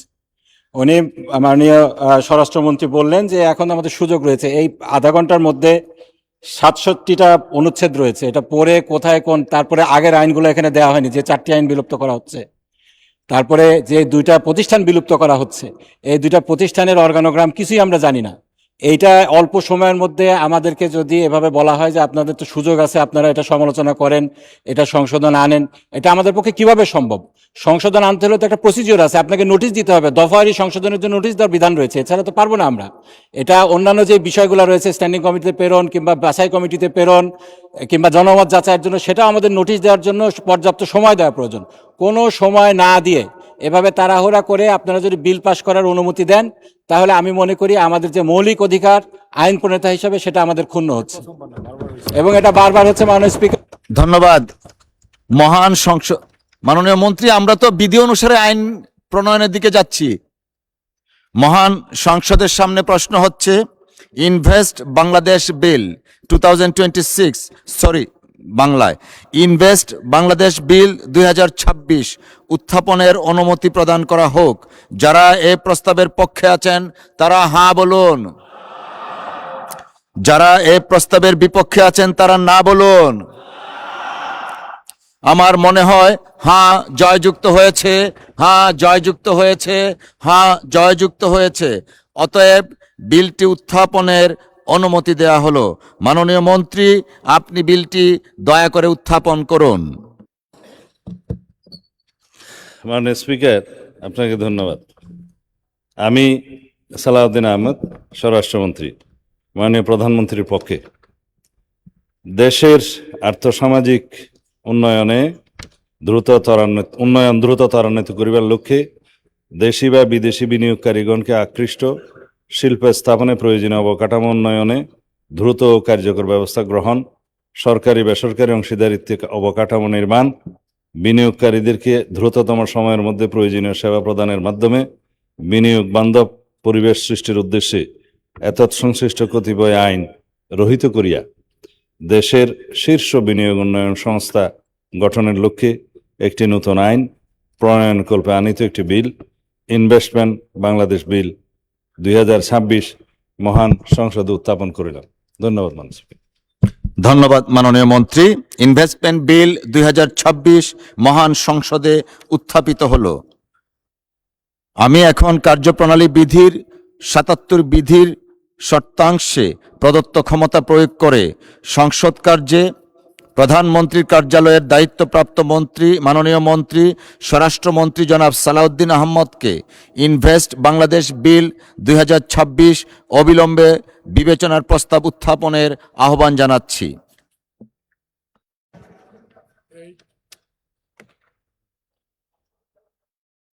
এটা আমি বিবেচনার্থে দেওয়ার পরে দিতে পারি। একটু আমরা উনি আগে দিবেন, তারপরে আপনি বলবেন। মাননীয় মন্ত্রী। ধন্যবাদ মাননীয় স্পিকার। আমি সালাউদ্দিন আহমদ, স্বরাষ্ট্রমন্ত্রী, মাননীয় প্রধানমন্ত্রীর পক্ষে প্রস্তাব করছি যে দেশের আর্থসামাজিক উন্নয়ন দ্রুত ত্বরান্বিত করিবার লক্ষ্যে দেশি বা বিদেশি বিনিয়োগকারীগণকে আকৃষ্ট শিল্প স্থাপনে প্রয়োজনীয় অবকাঠামো উন্নয়নে দ্রুত ও কার্যকর ব্যবস্থা গ্রহণ, সরকারি বেসরকারি অংশীদারিত্ব অবকাঠামো নির্মাণ, বিনিয়োগকারীদেরকে দ্রুততম সময়ের মধ্যে প্রয়োজনীয় সেবা প্রদানের মাধ্যমে বিনিয়োগ বান্ধব পরিবেশ সৃষ্টির উদ্দেশ্যে সংশ্লিষ্ট কতিপয় আইন রহিত করিয়া দেশের শীর্ষ বিনিয়োগ উন্নয়ন সংস্থা গঠনের লক্ষ্যে একটি নতুন আইন প্রণয়ন কল্পে আনিত বিলটি ইনভেস্ট বাংলাদেশ বিল 2026 অবিলম্বে বিবেচনার জন্য গ্রহণ করা হোক। ধন্যবাদ। ধন্যবাদ মাননীয় মন্ত্রী। সংসদের সামনে প্রশ্ন হচ্ছে, ইনভেস্ট বাংলাদেশ বিল 2026 অবিলম্বে বিবেচনার জন্য গ্রহণ করা হোক। যারা এই প্রস্তাবের পক্ষে আছেন তারা হ্যাঁ বলুন, যারা এই প্রস্তাবের বিপক্ষে আছেন তারা না বলুন। আমার মনে হয় হ্যাঁ জয়যুক্ত হয়েছে, হ্যাঁ জয়যুক্ত হয়েছে, হ্যাঁ জয়যুক্ত হয়েছে। অতএব ইনভেস্ট বাংলাদেশ বিল 2026 অবিলম্বে বিবেচনার জন্য গৃহীত হলো।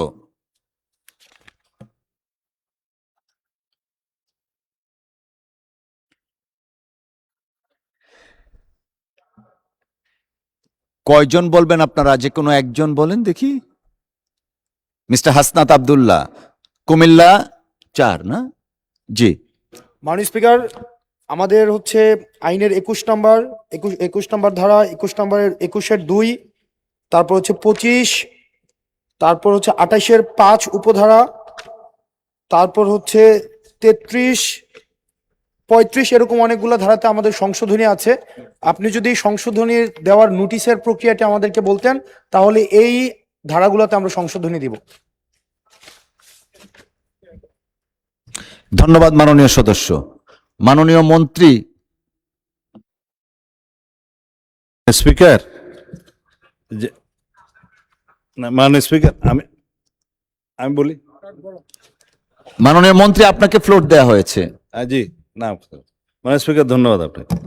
মাননীয় সদস্য যে সমস্ত ধারাগুলোতে সংশোধনের কথা বলছেন, এখন বিধি মোতাবেক যেহেতু আপনি সবকিছু কন্ডোন করেছেন, তারটাও কন্ডোন করে মৌখিকভাবে উত্থাপনের অনুমতি দিতে পারেন, আমরা নোট করব এবং সেই প্রেক্ষিতে যদি কোনো সংশোধনী গ্রহণ করার থাকে তাহলে পরে আমরা সেটা গ্রহণ করব যদি সেটা যুক্তিযুক্ত হয়।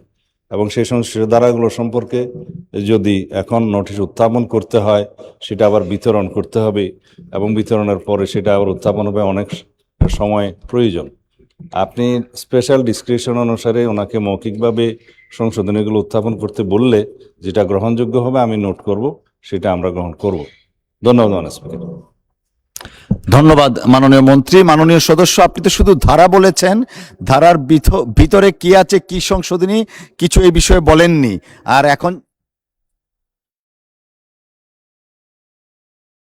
না, আপনি মাইকটা একটু দিবেন প্লিজ। মাননীয় স্পিকার, রুলস অফ প্রসিজারের 77 নম্বর ধারা অনুযায়ী মাননীয় স্পিকার আমরা লিখিতভাবে আপনার নোটিশ দিতে চাচ্ছি এবং এই বিষয়ে সুরাহ করার ডিসক্রিপশনটা মাননীয় স্পিকার সম্পূর্ণ আপনার, এবং আমরা লিখিতভাবে ধারা অনুযায়ী কোথায় কোথায় আমরা সংশোধনী দিচ্ছি সেটা লিখিত অনুযায়ী মাননীয় স্পিকার আমরা দিতে যাচ্ছি।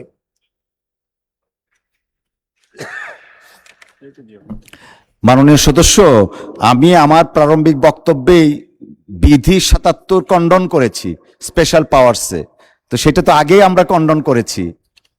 তাহলে মাননীয় থ্যাংক স্পিকার, ইউ। লিখিত নোটিশও খণ্ডন করা হয়েছে।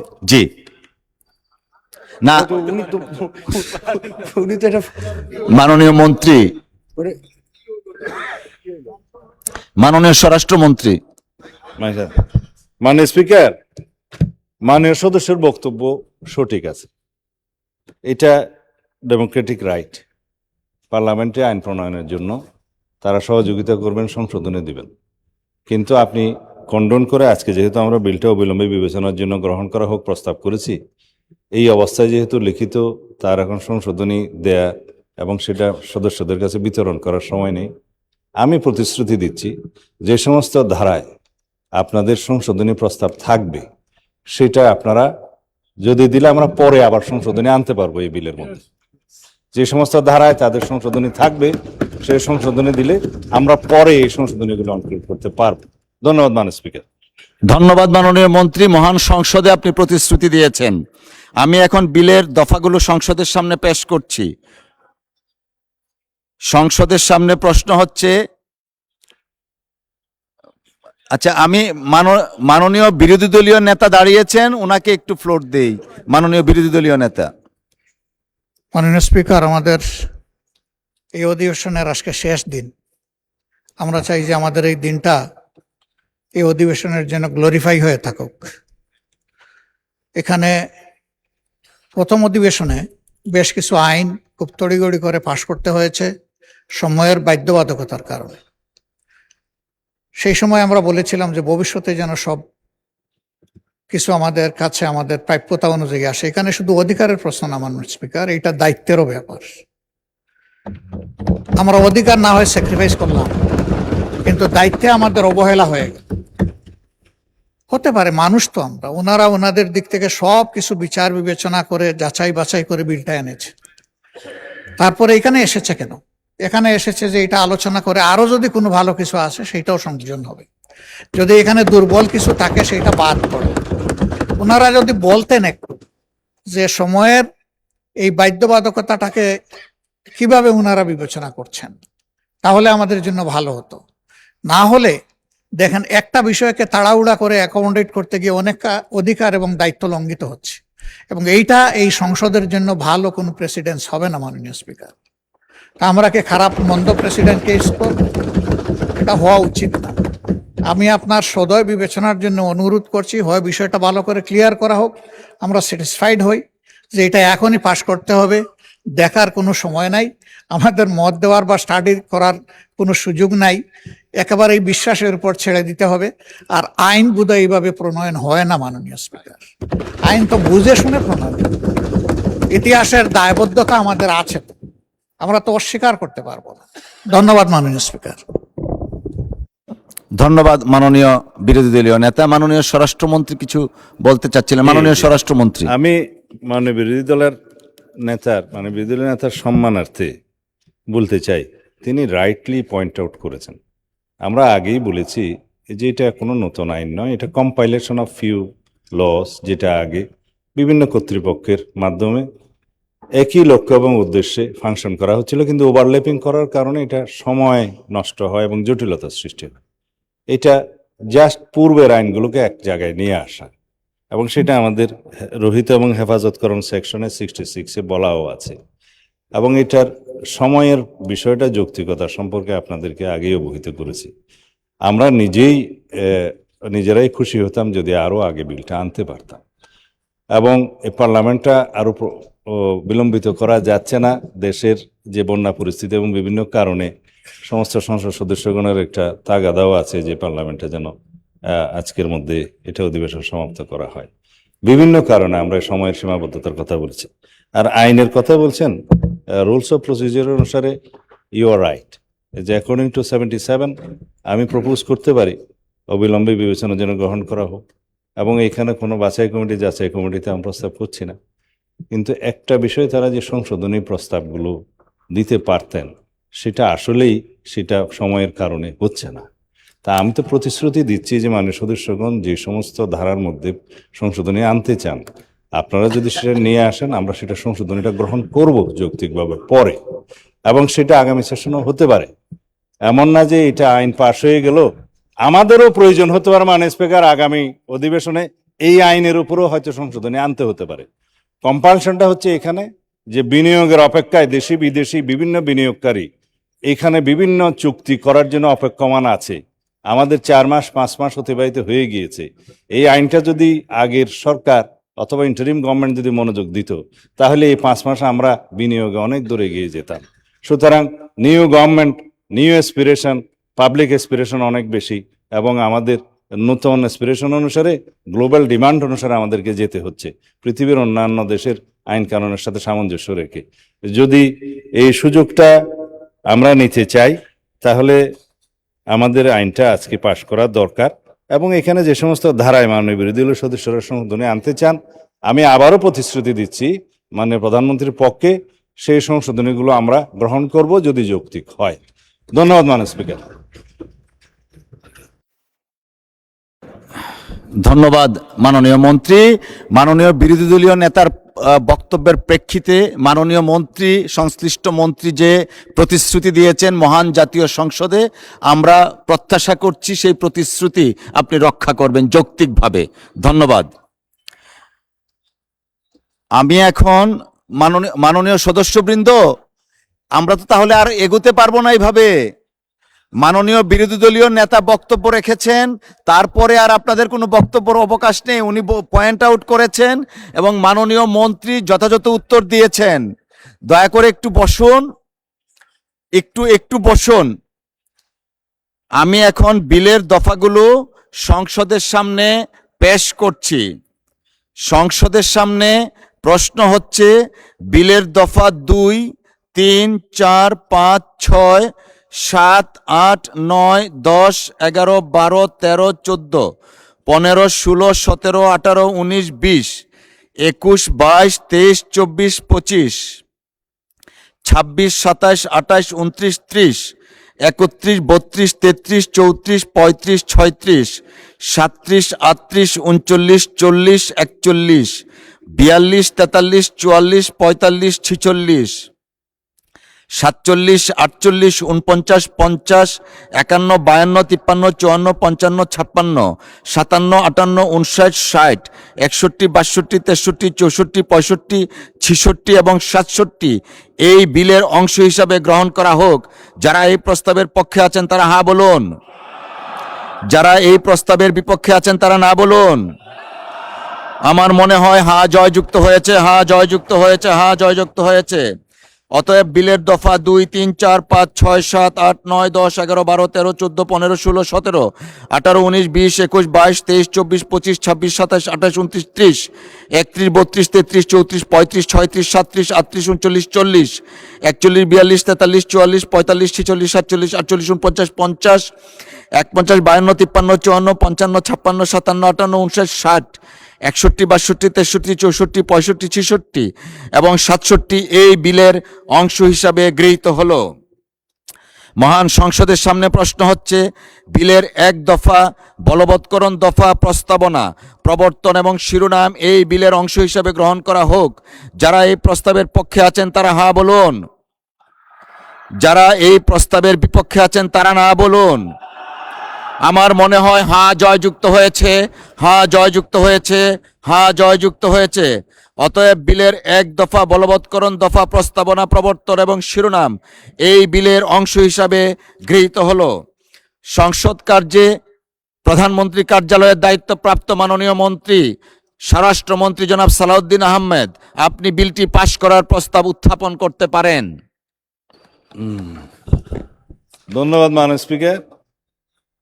আমি সালাউদ্দিন আহমেদ, স্বরাষ্ট্রমন্ত্রী, মাননীয় প্রধানমন্ত্রীর পক্ষে প্রস্তাব করছি যে দেশে আর্থসামাজিক উন্নয়ন দ্রুত ত্বরান্বিত করিবার লক্ষ্যে দেশি বা বিদেশি বিনিয়োগকারীগণকে আকৃষ্ট শিল্প স্থাপনে প্রয়োজনীয় অবকাঠামো উন্নয়নের দ্রুত ও কার্যকর ব্যবস্থা গ্রহণ, সরকারি বেসরকারি অংশীদারিত্বে অবকাঠামো নির্মাণ, বিনিয়োগকারীদেরকে দ্রুততম সময়ের মধ্যে প্রয়োজনীয় সেবা প্রদানের মাধ্যমে বিনিয়োগ বান্ধব পরিবেশ সৃষ্টির উদ্দেশ্যে এতৎসংশ্লিষ্ট কতিপয় আইন রহিত করিয়া দেশের শীর্ষ বিনিয়োগ উন্নয়ন সংস্থা গঠনের লক্ষ্যে একটি নতুন আইন প্রণয়নকল্পে আনিত বিলটি ইনভেস্ট বাংলাদেশ বিল 2026 মহান সংসদে পাশ করা হোক উত্থাপিত আকারে। ধন্যবাদ মাননীয় মন্ত্রী। সংসদের সামনে প্রশ্ন হচ্ছে ইনভেস্ট বাংলাদেশ বিল 2026 পাশ করা হোক। যারা এই প্রস্তাবের পক্ষে আছেন তারা হ্যাঁ বলুন, যারা এই প্রস্তাবের বিপক্ষে আছেন তারা না বলুন। আমার মনে হয় হ্যাঁ জয়যুক্ত হয়েছে, হ্যাঁ জয়যুক্ত হয়েছে, হ্যাঁ জয়যুক্ত হয়েছে। অতএব ইনভেস্ট বাংলাদেশ বিল 2026 পাশ হলো।